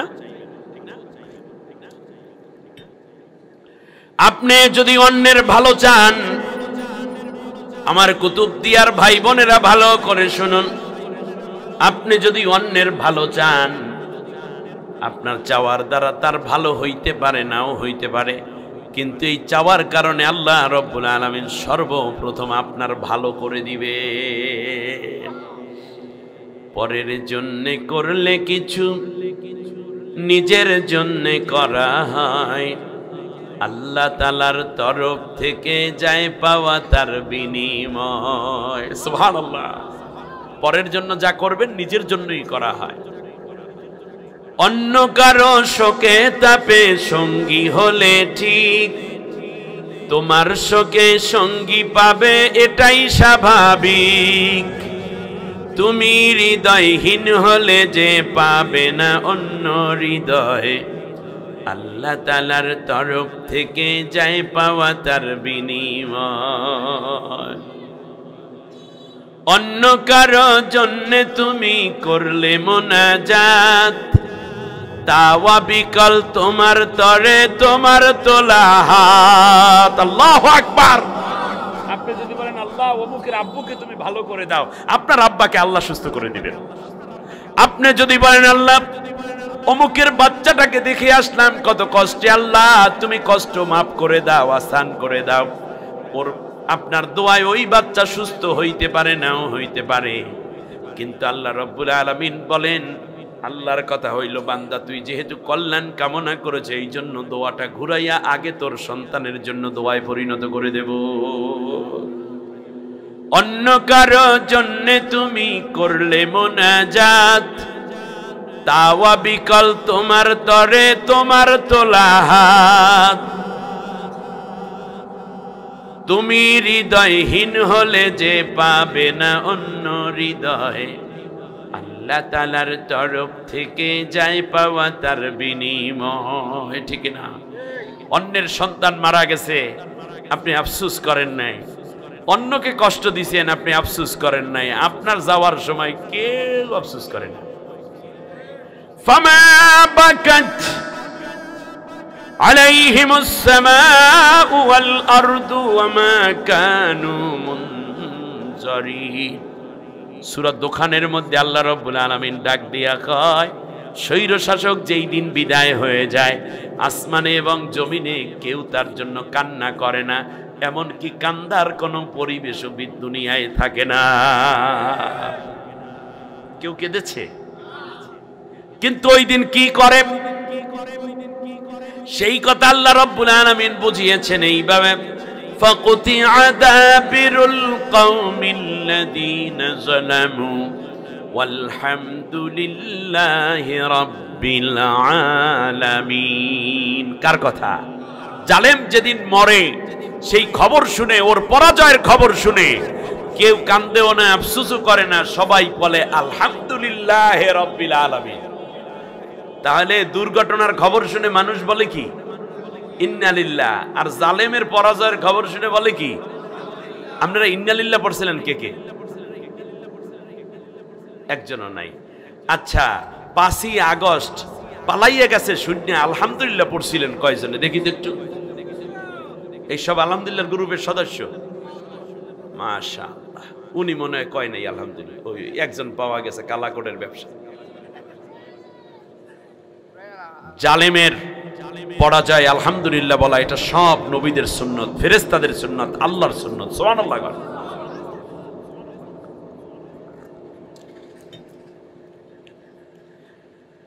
আল্লাহ রাব্বুল আলামিন বলেন, নারী পুরুষ সবাই মিলে কল্যাণ কামনা করবে নাকি কল্যাণ? স্বামী স্ত্রীর জন্য দোয়া করবে, স্ত্রী স্বামীর জন্য দোয়া করবে। সুবহানাল্লাহ বলেন। ভাই বোনের জন্য কল্যাণ কামনা করবে, বোন ভাইয়ের জন্য, প্রতিবেশী প্রতিবেশীর জন্য, খালাতো ভাই আর এক খালাতো ভাইয়ের জন্য, বোনের জন্য দোয়া করবে, সবার জন্য দোয়া করবে, সবার জন্য ভালো কামনা করবে। এখন একজনের জমি আর একজনে দখল করে আর কয় আল্লাহ তুমি ওরে বেশি কইরা ভালো দিও, তাতে কি জায়েজ আছে নাকি? না। ভালো মানে কল্যাণ কামনা করার প্রমাণ দিতে হবে কাজে, ঠিক আছে কি না? একটু উপকার করার প্রয়োজন হলে উপকার করবেন। এখন কি করবে? আপনি দেখেন রাসূল সাল্লাল্লাহু আলাইহি ইসলামের উপকার করেছেন তার স্ত্রী খাদিজা রাদিয়াল্লাহু তাআলা। গভীর রাতে আল্লাহ নবী সাল্লাল্লাহু আলাইহি ইসলাম এসে দরজায় নক করতেন। কে? আল্লাহ নবী দরজায় নক করার সাথে সাথে রাত 2টা, 2:30, 3টা নাই, দরজাটা খুলে দিতেন খাদিজা। একদিন নবীজি জিজ্ঞেস করলেন, খাদিজা এই দরজায় টুক দেই সাথে সাথে খুলে দাও প্রতি রাতে, তুমি কি ঘুমাও না? কয় না রাসূল, আপনি ঘরের বাইরে থাকেন, চারদিকে কত কাফেরেরা, আমি খাদিজা যদি ঘুমাইয়া যাই আর যদি আপনি একবার নক করে দরজা খুলে দিতে না পারি, দ্বিতীয়বার যদি নক করা লাগে, তাহলে আল্লাহর কাছে কিয়ামতের দিন কি জবাব দেব? যখন জিজ্ঞেস করবে আমার রাসূলকে ঘরের বাইরে রেখে আরামের বিছনায় কেমনে ঘুমাইছে, একদিকে আপনার মহাব্বত আর একদিকে আল্লাহর ভয় নিয়ে দরজার সাথে পিঠ লাগাইয়া দাঁড়াইয়া থাকি, এক ডাকে যেন দরজা খুলে দিতে পারে। আল্লাহ নবী সাল্লাল্লাহু আলাইহি ওয়াসাল্লাম হেরা পাহাড়ে যেতেন, আপনারা জানেন। খাদিজা রাদিয়াল্লাহু তাআলা আনহা ওই পাহাড়ে খাবার নিয়ে পৌঁছে দিতেন। 3-3.5 মাইল রাস্তা, 3500 ফিট উঁচা হেরা পাহাড়। বৃদ্ধা এক নারী আঁচলের নিচে করে নবীর জন্য খাবার নিয়ে, নবীজি বলেন আমি একসাথে 3-4-5 দিন পর্যন্ত হেরা পাহাড়ে থাকতাম, আমার খাদিজা আমাকে এক বেলা উপবাস রাখতো না। সুবহানাল্লাহ। তখন তো এত ভালো রাস্তাও ছিল না। 3500 ফিট উঁচু, আপনি চিন্তা করতে পারেন? আমার মতো যুবকের উঠতে গিয়ে রান উরু পায়ের গোড়ালি ব্যথা হয়ে গেছে, 2 বার বিশ্রাম নিছি, মাঝে মধ্যে আবার ওরা একটু খাবার পানীয় ডিম কলা এগুলো বিক্রি করে পাহাড়ের ফাঁকে ফাঁকে, এগুলো আবার খাইয়া তারপর আবার শুরু করি। কিন্তু পরের দিন যে কত ব্যথা হয়েছে শরীরে তা তো আর কেউ বলে না, সবাইকে পাহাড়ে উঠছি, কিন্তু এরপর কি হয়েছে তার খবর নাই। আমার ভাইয়েরা, সেই প্রায় 55 বছর বয়সের এক বৃদ্ধা নারী নবীর মায়ায় খাবার নিয়ে হেরা পাহাড়ের পাশে হাজির। কবি বলেন, দুনিয়ার মানুষ তোমরা মনে করেছো খাদিজা বুঝি ওই পাহাড়ে বেয়ে বেয়ে উঠতো, আসল বিষয় এটা নয়। খাদিজা যখন খাবার নিয়ে পাহাড়ের কিনারে যেতেন, সাথে সাথে খাদিজার সম্মানে ৩৫০০ ফিট উঁচু পাহাড় সমভূমি হয়ে যেত। অন্য কবি বলেন, না রে দুনিয়ার মানুষ, পাহাড় তো পাহাড়ের মতোই ছিল, কিন্তু নবীজি যখন নবীজিকে পাওয়ার জন্য খাদিজা এত বেশি ভালোবাসতেন নবীকে, হযরতে খাদিজার ভালোবাসার উচ্চতা ছিল পাহাড়ের চাইতে 1000 গুণ বেশি উঁচা। ভালোবাসার মাপের কাছে পাহাড়টা খুব ছোট মনে হতো। এক দৌড়ে নবীর কাছে খাদিজা চলে যেতেন, একটুও কষ্ট লাগতো না। যেদিন খাদিজা ইন্তেকাল হবেন, নবী সাল্লাল্লাহু আলাইহি ওয়াসাল্লাম পাশে বসা, খাদিজার চোখ দিয়ে পানি ঝরছে, নবীর হাতের মধ্যে হাত। বলল, ইয়া রাসূলুল্লাহ, স্বামী আমার, আমি তো মরে যাচ্ছি, আমার নাকের মধ্যে এখন জান্নাতের সুঘ্রাণ পেতেছি। সুবহানাল্লাহ। স্বামী আমার, আপনার সাথে তো আর দীর্ঘ সময় থাকার সুযোগ হলো না, আপনি আমার জানাজাটা পড়াবেন। আপনি কবরের আযাবের কথা বলেছেন, অত আযাব আমি সহ্য করতে পারবো না, আপনি মাটির কবরকে একটু বুঝাইয়া বইলেন, আর মুনকার নেকিরের সওয়ালের জবাব আমি যদি না পারি আমার পক্ষ থেকে আপনি দেওয়ার ব্যবস্থা করবেন। সুবহানাল্লাহ। নবীজি বললেন, খাদিজা তুমি কি বলছো? বলল, হ্যাঁ, আমাকে চলে যেতে হচ্ছে, আমি আর বাঁচবো না, আল্লাহর হাতে আপনাকে সুপর্দ করে গেলাম। নবীজি সাল্লাল্লাহু আলাইহি ওয়াসাল্লাম যতদিন খাদিজা ছিলেন, নবীজি ততদিন অন্য কোনো বিয়ে করেননি। সুবহানাল্লাহ। অথচ বয়সের ব্যবধান অনেক, কোথায় 40 বছর, কোথায় 25 বছর। আর এর আগে 2 বার খাদিজা রাদিয়াল্লাহু আনহার বিয়ে হয়েছিলেন, যেই 2 ঘরে সব মিলে 7টা সন্তান আছে। এরপরেও নবীকে এত ভালোবাসতেন, নবী এত ভালোবাসতেন। সুবহানাল্লাহ পড়বেন না আপনারা? আরবের মানুষেরা বলতো খাদিজা তো তাহেরা, খাদিজা পবিত্র এক নারী, চরিত্র, মাধুর্য, জ্ঞান, বিদ্যানে এত বেশি তিনি গুণবতী ছিলেন, মানুষেরা মুগ্ধ হয়ে যেতেন। বিশাল অর্থ সম্পদ নবীকে লিখে দিয়েছেন, রাসূল এগুলো আপনি আল্লাহর পথে ব্যয় করেন, আমার কোনো দাবি নাই। সুবহানাল্লাহ। আমার বন্ধুগণ, এই যে বড় মাহফিলটা সাজান, একটা মহিলা সমাবেশ করাইয়েন। আমি একটা পরামর্শ দিয়ে গেলাম, এইরকম একটা মহিলা সমাবেশ করাইয়েন, দেখবেন মা বোনদেরকে নসিহত করলে আসলে অনেক উপকার। আমাদের ফ্যামিলিগুলো নষ্ট হয়ে যাচ্ছে। এবার খেয়াল করুন, আল্লাহর নবী জানাজা পড়াইয়া কবরে রাখার আগে নবী কবরের মধ্যে শুয়ে পড়লেন, নিজে বললেন, মাটির কবর, কষ্ট দিলে আমাকে দিস, খাদিজাকে দিস না। সুবহানাল্লাহ পড়েন। একে অন্যের কল্যাণ কিভাবে কামনা করে। সওয়াল জবাবের জন্য বসে আছে নবী খাদিজা কবরের মধ্যে। জিবরিল আমিন অনেকক্ষণ পরে এসে বলল, ইয়া রাসূলুল্লাহ আপনি এখানে কেন? বলল, আমার খাদিজা। বলছে, হ্যাঁ, এটা আল্লাহ তাআলাও জানাইছেন সব ফেরেশতাকে যে খাদিজা ইন্তেকাল হয়েছে। এর মানে খাদিজার ইন্তেকালের খবর আল্লাহ তাআলা ফেরেশতাদেরকে জানিয়ে দিয়েছেন। সুবহানাল্লাহ পড়বেন না আপনি? মুনকার নেকিরের সওয়ালের জবাব। বলল, ইয়া রাসূলুল্লাহ আপনারও দেওয়া লাগবে না, খাদিজারও না। খাদিজার কাছে মুনকার নেকিরের সওয়ালের জবাব নাই। যেই নারীর জন্য নবী কান্দে, যেই স্ত্রীর উপরে স্বামী এত খুশি, যেই স্বামীর সন্তুষ্টি অর্জন করেছে, এমন স্ত্রী কবরে আসলে তাদের মুনকার নেকিরের সওয়ালের জবাব তার দেওয়া লাগে না, আল্লাহর তরফ থেকে জবাবের ব্যবস্থা হয়ে যায়। এজন্য নবী বলেছেন, যেই নারী আমার কাছে 4টা কাজের জামিনদার হবে, আমি মুহাম্মদুর রাসূলুল্লাহ তার জন্য বেহেশতের জামিনদার হব। সম্মানিতা মা বোনেরা, আমাকে আসার সময় আমার ভাই বলেছেন যে এখানে মহিলাদের জন্য স্যাটেলাইটের মাধ্যমে দেখানোর ব্যবস্থা আছে। হ্যাঁ, আলহামদুলিল্লাহ, সেখানে প্রজেক্টরের মাধ্যমে দেখানো হচ্ছে। বিধায় আমি আপনাদেরকে বলছি, শুনুন, নবীজি বলেছেন তুমি 4টা কাজের জামিনদার হবে আমার কাছে, আমি তোমার জন্য বেহেশতের জামিনদার হব। 1 নম্বর হচ্ছে তুমি দৈনিক 5 ওয়াক্ত নামাজ পড়বে। মা বোনেরা, নামাজ কাজা করবেন না, কারণ কবরে আপনার সংসার যাবে না, ছেলে মেয়ে স্বামী কেউ যাবে না। মাগো বোন, আপনার কবরে আপনারই যেতে হবে। অতএব ঠিকঠাক মতো 5 ওয়াক্ত নামাজ ওয়াক্ত মতো পড়ে ফেলবেন। দ্বিতীয় হলো রমজানের রোজা রাখবে। তৃতীয় হলো স্বামীর অনুগত থাকবে, স্বামীর খেদমত করবে। আয়েশা হযরতে ফাতেমা রাদিয়াল্লাহু তাআলা আনহাকে যেই দিন আলীর হাতে নবীজি তুলে দিচ্ছেন, সেই দিন ফাতেমাকে কাছে ডেকে সান্ত্বনা দিলেন। ফাতেমা কান্না করছে, কারণ আজকে মায়ে বাবার ঘর ছেড়ে চলে যাচ্ছে। এই শোকে স্বাভাবিকভাবে মেয়েরা কান্না করে একটু, ঠিক না? এতদিনের মায়া, যদিও আলী রাদিয়াল্লাহু তাআলা কাছের মানুষ, ওই পরিবারই লালিত, এরপরেও রাসূল সাল্লাল্লাহু আলাইহি ওয়াসাল্লাম বললেন, শোনো ফাতেমা, আলী তোমার স্বামী, তোমার ইন্তেকাল যদি এমন অবস্থায় হয়, মা বোনেরা ভালো করে কথা বুঝুন, তোমার ইন্তেকাল যদি এমন অবস্থায় হয় যে আলী তোমার উপর বেজার, অসন্তুষ্ট কোনো কারণে, তাহলে আমি মুহাম্মদুর রাসূলুল্লাহ তোমার আব্বা জান্নাতে নেওয়ার ক্ষেত্রে এক বিন্দু উপকার করতে পারবো না। স্বামীকে অসন্তুষ্ট করেছো মানে তুমি জাহান্নামী। চেষ্টা করতে হবে সর্বোচ্চ স্বামীকে খুশি রাখার জন্য। আল্লাহ আমাদের মা বোনদেরকে কবুল করুন। চতুর্থ হচ্ছে পর্দা পুশিদা মতো চলবে। বাইরে যাওয়া দরকার, বোরখা পরে হেজাব পরে যাবেন। ঘরের ভেতরে যাদের সাথে বিয়ে বসা জায়েজ, তাদের কাউকে ঘরের ভিতর দিবেন না, সামনের বারিন্দায় বসতে দিবেন। গোপনে কথা বন্ধ করে দেন। নিজের সতীত্বকে হেফাজত করেন, নিজের যৌবনকে হেফাজত করেন। পরকীয়ায় লিপ্ত হবেন না। জেনা ব্যভিচার কিংবা আড্ডা দিয়ে অন্য পুরুষের মন আকৃষ্ট করবেন না, তাহলে আপনি জাহান্নামে যাবেন। আপনি মুসলিমা নারী, আপনার জন্য আল্লাহ জান্নাত বানাই রাখছে। দুনিয়ার জীবনে ধৈর্য ধরুন, আল্লাহ আপনাকে জান্নাতের ব্যবস্থা করে দিবেন। এই চারটা কাজ করুন আর একামতে দ্বীনের কাফেলায় সহযোগী ভূমিকা পালন করুন, তাহলে জান্নাতের যেই দরজা দিয়ে ইচ্ছে সেই দরজা দিয়ে আপনি প্রবেশ করতে পারবেন।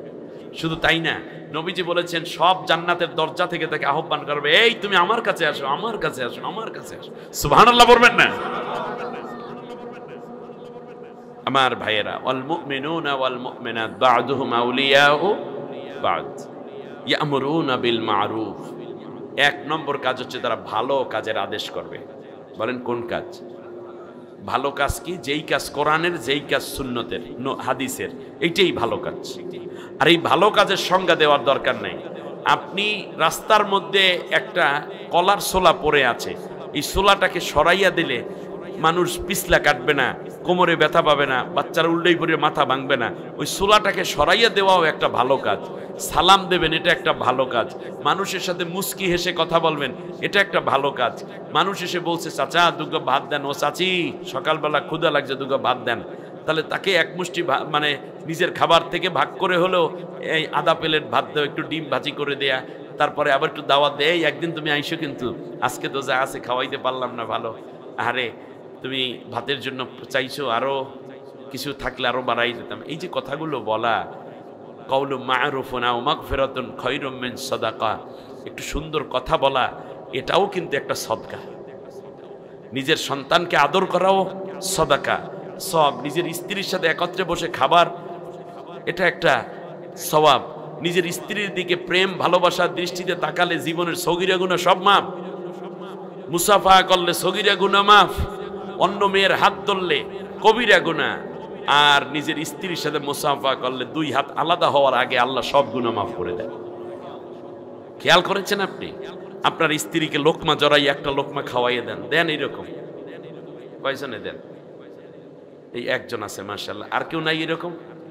এইটার আপনারা মনে করছেন হাসির বিষয়, অথচ এটা নেকের বিষয়।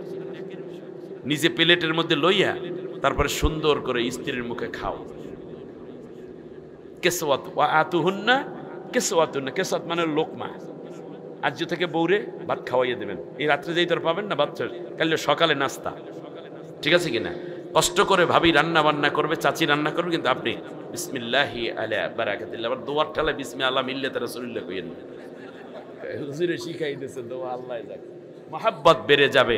এইগুলো সন্তানরা দেখা বলবে আব্বু আম্মু ভালোবাসা বেশি, অতএব আমাদের ফ্যামিলিগুলো আমরা এইরকম করব, ঠিক না?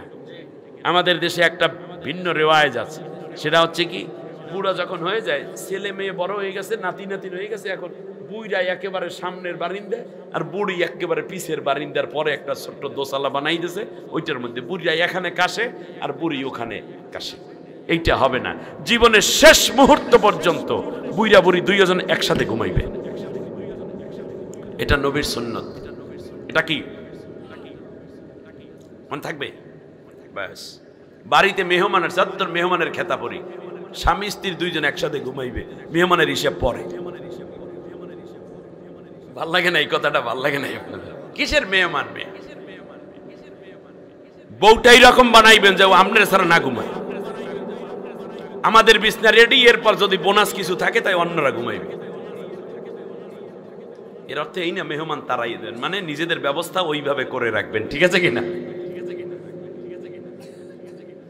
ইয়ামুরুনা বিল মা'রুফ, ভালো কাজের আদেশ করবে। ক্লাসমেটকে ভালো কাজের আদেশ, দোস্ত চলো রাস্তাটা পরিষ্কার করি, বন্ধু চলো আজকে একদিন 10 জনে মিলে 10টা রুটি 10টা কলা কিনে 10 জন ভিক্ষুককে দেই। বন্ধু চলো আজকে এই এক সপ্তাহ বসে আমরা সূরা আর রহমানের 5 আয়াত মুখস্থ করে আগামী বৃহস্পতিবার সবাই সবাইকে শোনাবো।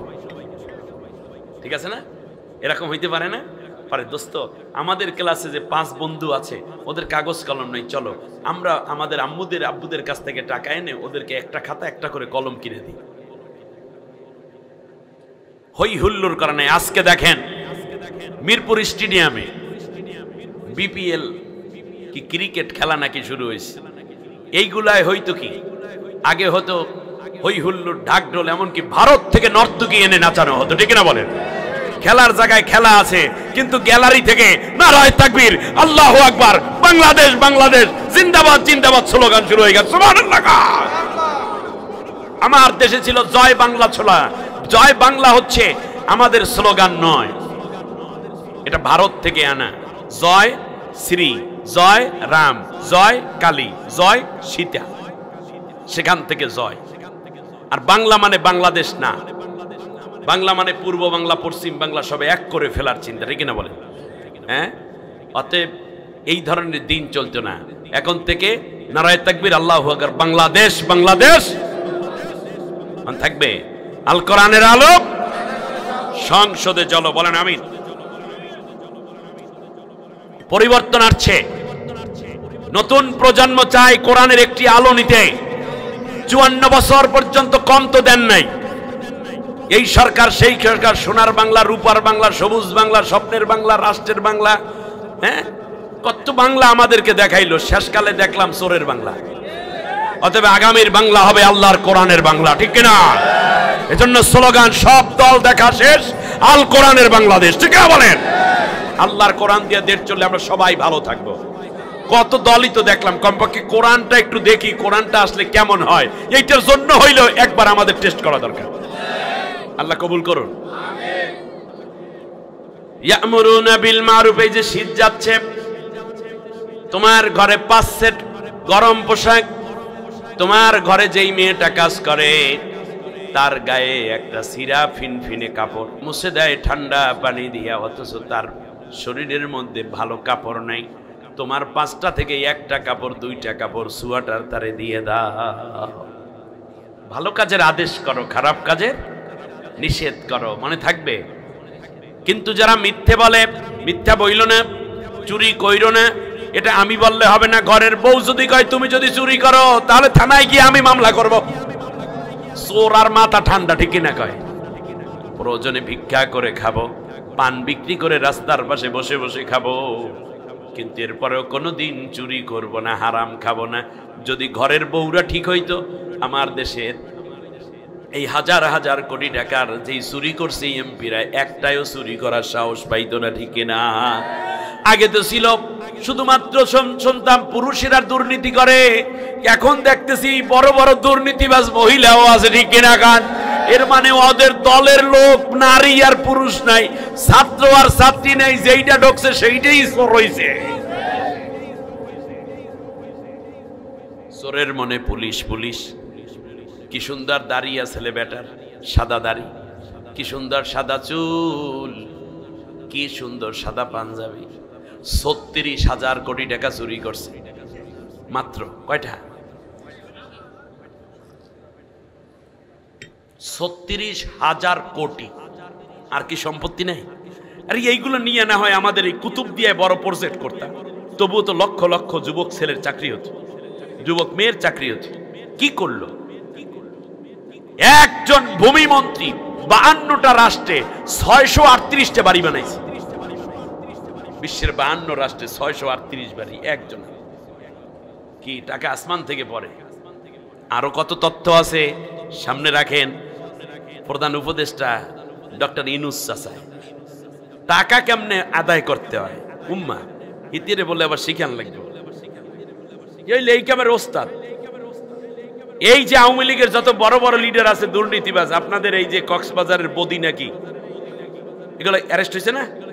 আপনারা মনে করছেন এইগুলো মনে হয় ভারত সব পালাই গেছে, একজনও না, সব চান্দুরে ধরছে, দইরা তাদেরকে সিপাতে মারতে আছে, আর সামনে দেখায় 12-15 জন ধরছি, আসলে দরতারি নেই, বাকিরা চললেই গেছে, আসলে একজনও যাইতে পারেনি, কারণ সব পাসপোর্ট পাওয়া গেছে প্রধানমন্ত্রীর।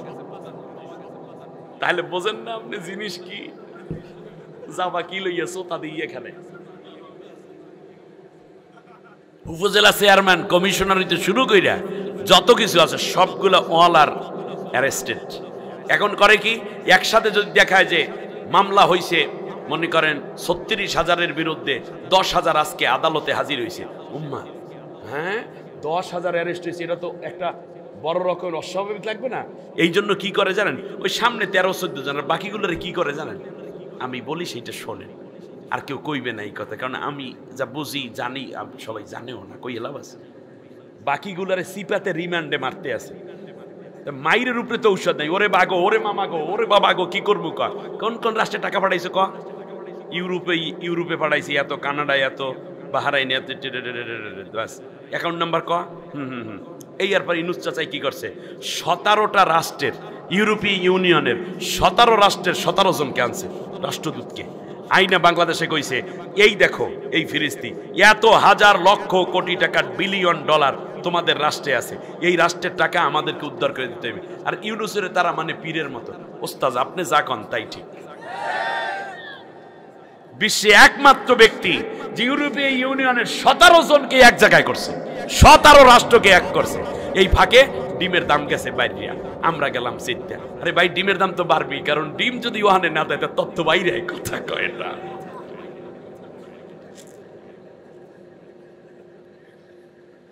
আমাদের দেশে সিঙ্গারা খাওয়ান না, বাইরে চিন্তা করে আবার আসিব ফিরে,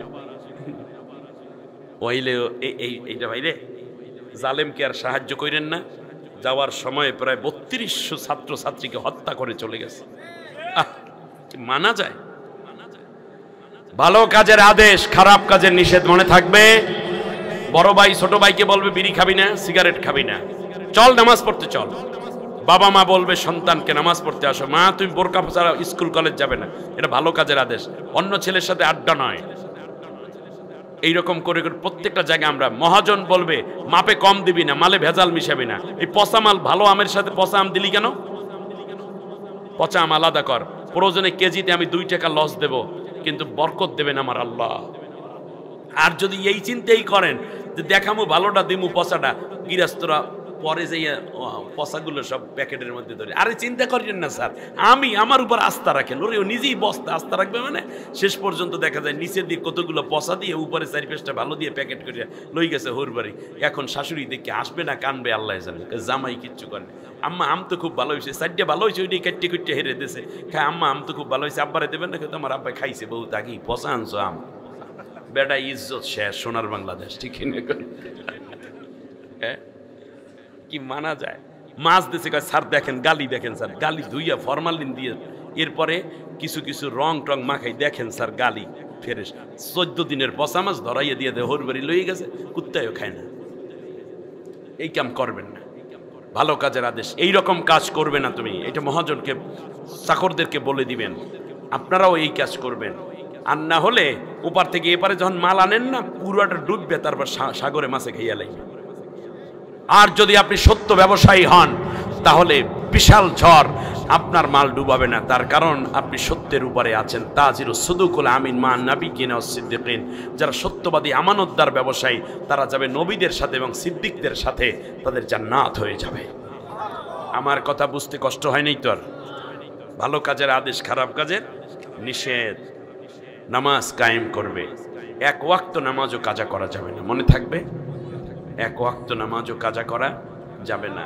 আমার ভাইরা, নবীজি বলেছেন মান তারাকা সালাতা মুতাআম্মিদান ফাকাদ বারিয়াত মিনহু জিম্মাতুল্লাহি ওয়া রাসূলি, কেউ যদি 1 ওয়াক্ত নামাজও কাজা করে ইচ্ছে করে, তাহলে তার উপর থেকে আল্লাহ এবং আল্লাহর নবীর সব দায়িত্ব উঠে যায়। আল্লাহও আপনার দায়িত্ব নিবে না, নবীও নিবে না। 1 ওয়াক্ত নামাজ যদি ইচ্ছে করে তরক করেন, তাহলে আপনার দায়িত্ব তো এমনি শয়তানে পাইছে। ফাকাদ কাফারা, নবী অন্য হাদিসে বলেছেন সে যেন কুফরি করে বসলো। অতএব আমরা চেষ্টা করব এখন থেকে আর নামাজ কাজা করব, বলেন ইনশাআল্লাহ। তাহলে আমাদের সন্তানদেরকে নিয়ে নামাজ পড়বো, মসজিদে যাওয়ার উপযুক্ত হলে মসজিদে নেব, আর না হলে ঘরে তাদেরকে নামাজের অ্যারেঞ্জমেন্ট করে দেব, আমি মসজিদে চলে যাব। অথবা যদি মসজিদে যাওয়ার পরিবেশ কোনো কোনো সময় বর্ষা বাদল ইত্যাদি না হয়, ঘরেই আমরা জামাত পড়ে ফেলব, কিন্তু নামাজ কাজা করার কোনো চিন্তা করা যাবে না। এই আপনারা এর আগে নামাজ কাজা হয়েছে বা নামাজ পড়েন নাই এরকম হইতে পারে, বা মাঝে মাঝে পড়েন মাঝে মাঝে পড়েন না, এরকম অলসতা আছে। কিন্তু মনে রাখবেন দৈনিক নামাজ কয় ওয়াক্ত?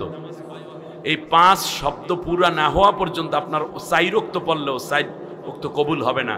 আসমান জমিনের মধ্যবর্তী জায়গায় ঘুরতে থাকে, হাদিস শরীফে আছে, যখন 5 ওয়াক্ত পুরা করে তখন কবুল হয়।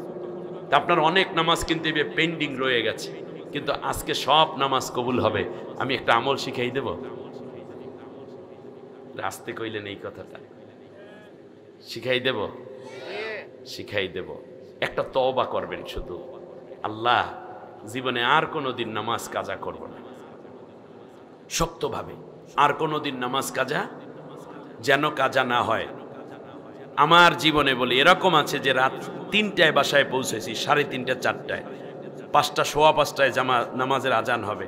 এই সময়টুকু এত ক্লান্তি, শত শত কিলোমিটার দূর থেকে গিয়েছি, খাওয়া ঘুম এগুলো নাই, এরপরেও চিন্তা ঘুমাইলে নামাজটা কাজা হয়ে যাবে। এই সময়টুকু একটু এলোমেলো করে একটু খাবার দাবার খেয়ে একটু পানি খাই, একটু ঘুরি, একটু একটু বসি, যে না নামাজটা যেন কাজা হয়ে না যায়। এই রকম কষ্টে তো আর আপনারা এত কষ্টে পড়েন নাই, সুতরাং জীবনে পড়লেও আমরা নামাজ কাজা, নামাজ সবাই আগে তারপরে কাজ, ঠিক আছে কিনা? আমার সাথে কি আপনারা তওবা করতে পারেন যে হুজুর জীবনে আর নামাজ তরফ করবেন? আল্লাহর কাছে এই ওয়াদা আমরা করতে রাজি আছি। আপনারা রাজি আছেন? একটু হাত দুইটা উঁচা করেন, শক্ত কইরা 2 হাত টান টান করেন আসমানের দিকে, শক্ত কইরা কন আল্লাহ।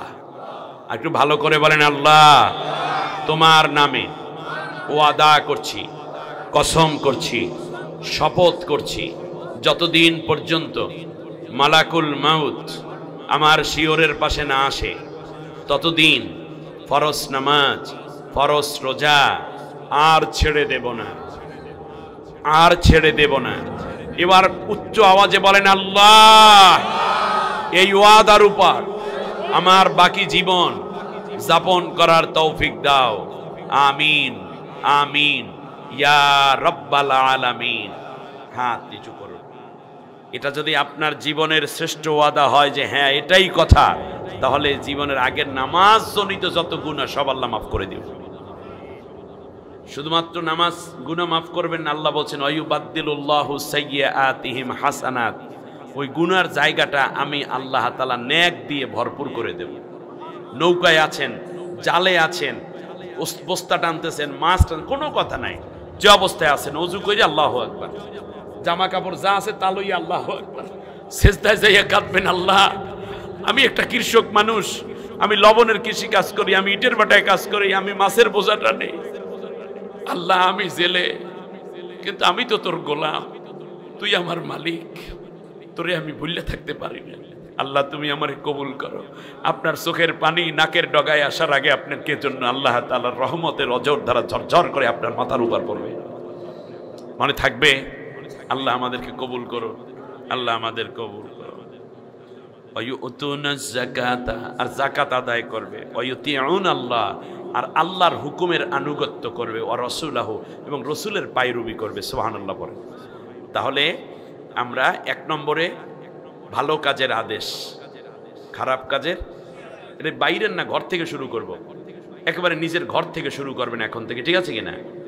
এরপরে নামাজ কায়েম, যাকাত যাদের উপর ফরজ যাকাত আদায়, আল্লাহর আনুগত্য মানে আল্লাহর কোরআনের বিধানের আনুগত্য করা, আর হলো রসুলের আনুগত্য করা। পারা যাবে ইনশাআল্লাহ। রসুলের আনুগত্য স্বরূপ আজকে আমি আপনাদেরকে একটা ছোট্ট ওয়াদা করাবো, আপনারা কি রাজি থাকবেন? আগে দাড়ি রাখলে মৌলবাদী কইতে, এখন তো আর সমস্যা নাই।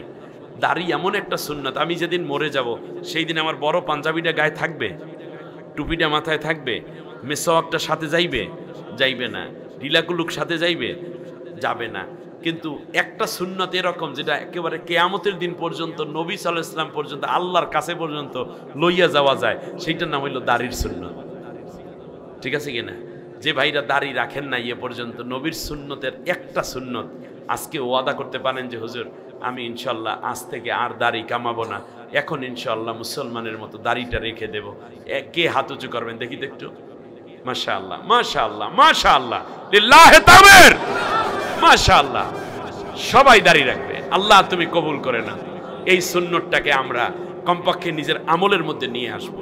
যদি কোনো মেয়ে দাড়ি রাখার কারণে আপনার বিয়ে না করতে চায়, ওই মেয়ে আপনার কপালে দরকার নেই। বরং যেই মেয়ে বলবে যে যেই ছেলে দাড়ি কামায় সেই ছেলে আমার স্বামী হতে পারবে না, এইটা হইল আসল মেয়ে। আল্লাহ তাআলা আমাদেরকে আমলে জিন্দিগিতে নবীজি সাল্লাল্লাহু আলাইহি ওয়াসাল্লামের সুন্নতকে আনার মতো তৌফিক দান করুন। আমার ভাইয়েরা, আল্লাহ রাব্বুল আলামিন বলেন, বান্দারে তুই এই 6টা কাজ করবি আর আমি তোরে খালি ফিরাম, এইটা কি হয়? আমি আল্লাহ কি সেই রকম আল্লাহ? এখন আজকে যারা নিয়ত করছেন দাড়ি রাখবেন, দাড়ি কামাবেন না, আপনি দাড়ি কামান কারে দিয়ে দেখেন? একটা হিন্দু লোককে দিয়ে নবীর সুন্নতটারে বেলেট দিয়ে কামায়, ওরা আবার সুন্দর করে কামাইয়ে গালের মধ্যে থাপ্পড় টাপ্পড় দিয়ে, ঘাড়ের মধ্যে থাপ্পড় দেয়, চাপা মারে, শ্যাম্পু দেয়, মাখাই টাকাই দিয়ে। তার কারণ করছে কি আপনাকে? আর বর্তমানে দাড়ির কারণে প্রমোশনও ঠেকবে না ভাই, কি কর? দাড়ির কারণে আর প্রমোশন ঠেকবে না, দাড়ি না থাকলে ঝামেলা আছে। দাড়ি আমার সৌন্দর্য, দাড়ি আমার পুরুষত্ব। এমন কি দাড়ি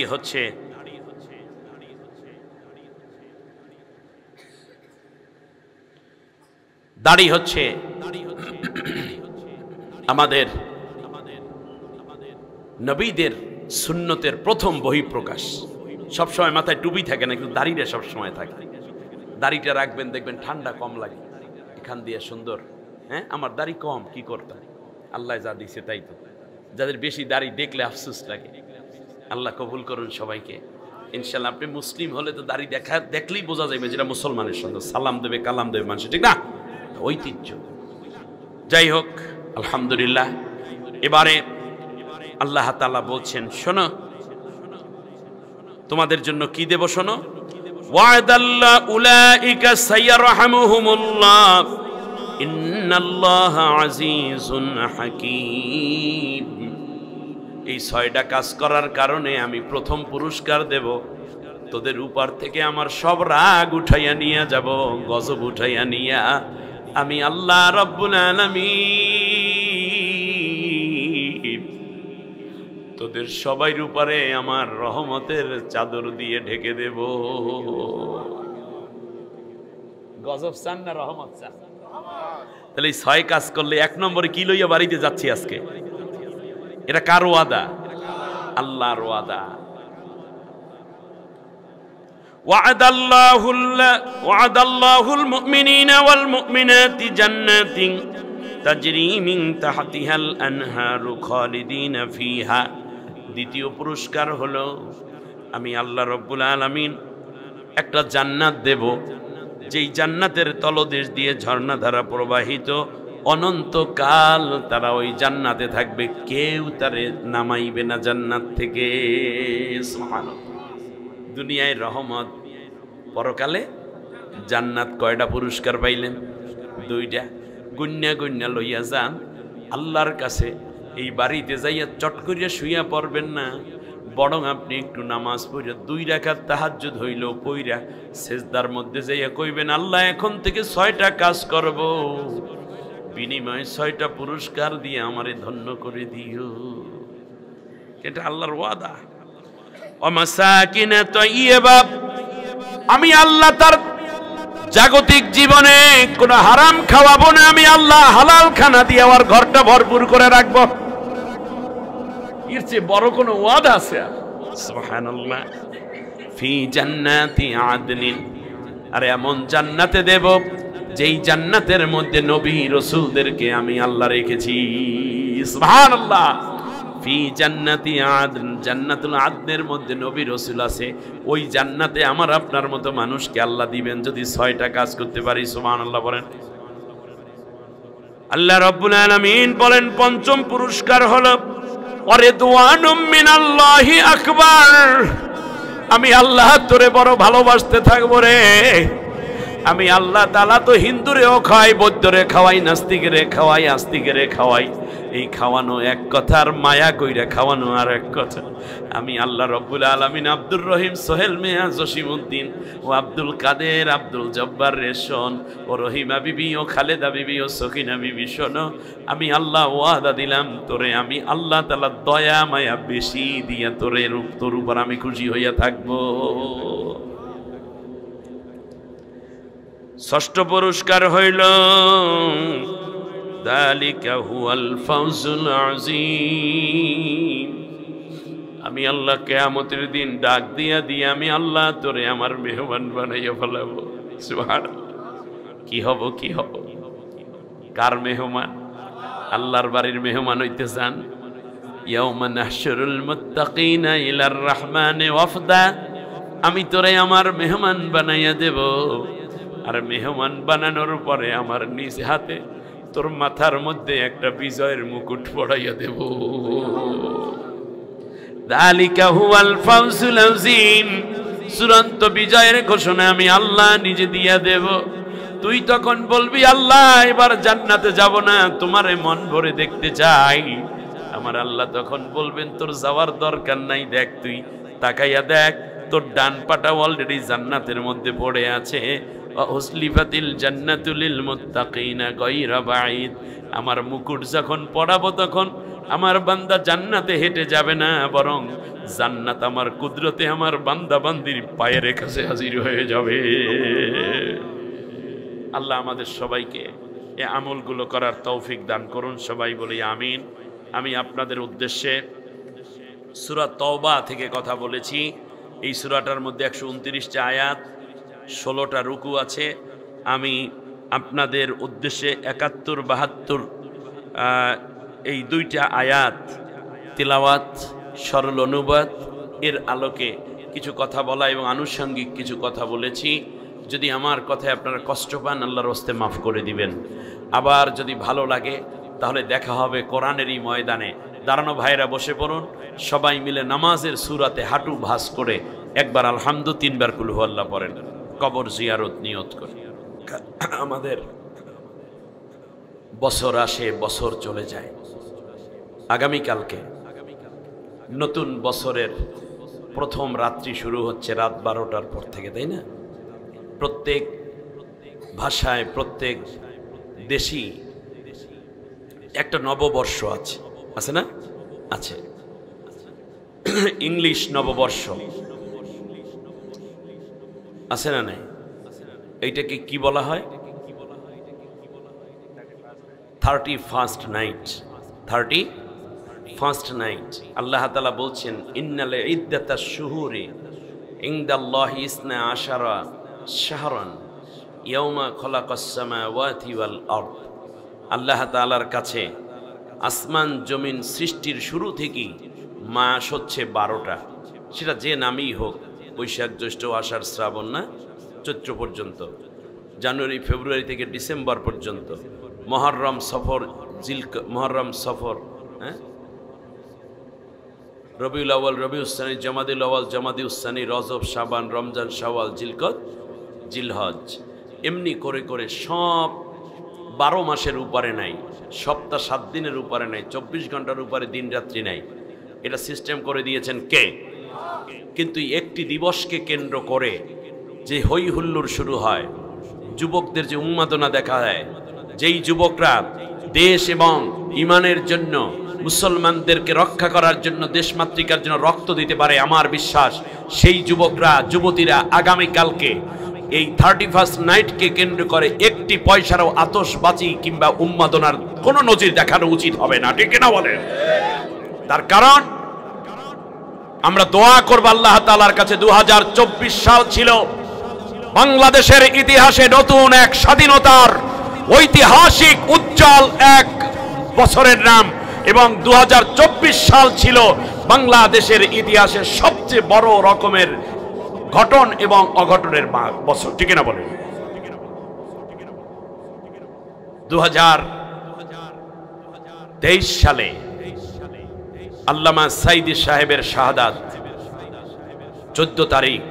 2024 সালের মাত্র 5 আগস্টে 9 দিন পুরাও হয় নাই, 1 বছর তার আগেই গাঠি বস্তা সহ বিদায় হতে হয়েছে স্বৈর শাসককে, ঠিক না বলেন? সুতরাং এই বছরে আমরা আল্লাহর শুকরিয়া আদায় করব। 2025 সালকে আমরা স্বাগত জানাবো তাহাজ্জুদ নামাজের মাধ্যমে, খতমে কোরআনের মাধ্যমে, গরিব মিসকিনকে খাওয়ান দাওয়ান দানের মাধ্যমে, বিধবাদেরকে সহযোগিতা পুনর্বাসনের মাধ্যমে, আমরা নিঃসন্দেহে বৃদ্ধ মানুষদেরকে আমরা তাদের সেবার মাধ্যমে, শীত বস্ত্র বিতরণের মাধ্যমে, ইয়াতিম অসহায়দের মুখে হালাল খাবার তুলে দেওয়ার মাধ্যমে। অতএব আমরা যেন এমন কাজ না করি যেই কাজ অপচয় হয়। হাজার হাজার টাকার আতশবাজি করা এটা ইহুদি খ্রিস্টানদের কালচার, বৌদ্ধদের কালচার, হিন্দুদের কালচার, ইহুদিদের কালচার হতে পারে, মুসলমানদের কালচার হতে পারে না। বরং আগামীকাল রাতে আমরা সম্ভব হলে তাহাজ্জুদ নামাজ পড়ে বলবো, আল্লাহ একটা বছরে যে গুনাহ করেছি তুমি মাফ করে দিও, আগামী বছরটা যেন আমরা ভালোভাবে কাটাতে পারি, আমার সন্তান নিয়ে, আমার সংসার নিয়ে, আমাদের ভাই ব্রাদারকে নিয়ে, আমার দেশ এবং স্বাধীনতা নিয়ে, ঠিক না বলেন? এই জন্য উন্মাদনা নয়, বরং আল্লাহর কাছে অনুগত হয়ে যেতে হবে। কি ঘটনা অঘটনা আসছে 25-এ তা তো আমরা কেউ জানি না। অতএব 25 যেন হয় 2025 হবে কোরআন বিজয়ের 2025। আল্লাহ তাআলা সেই কাফেলায়, সে আয়োজনে আমাদেরকে আরো বেশি নরমিয়াত, আরো বেশি ভদ্রতা এবং আরো বেশি করে যেন আল্লাহর কাছে চেয়ে নিতে পারি, সেই তৌফিক আমাদের সবাইকে নসিব করুন।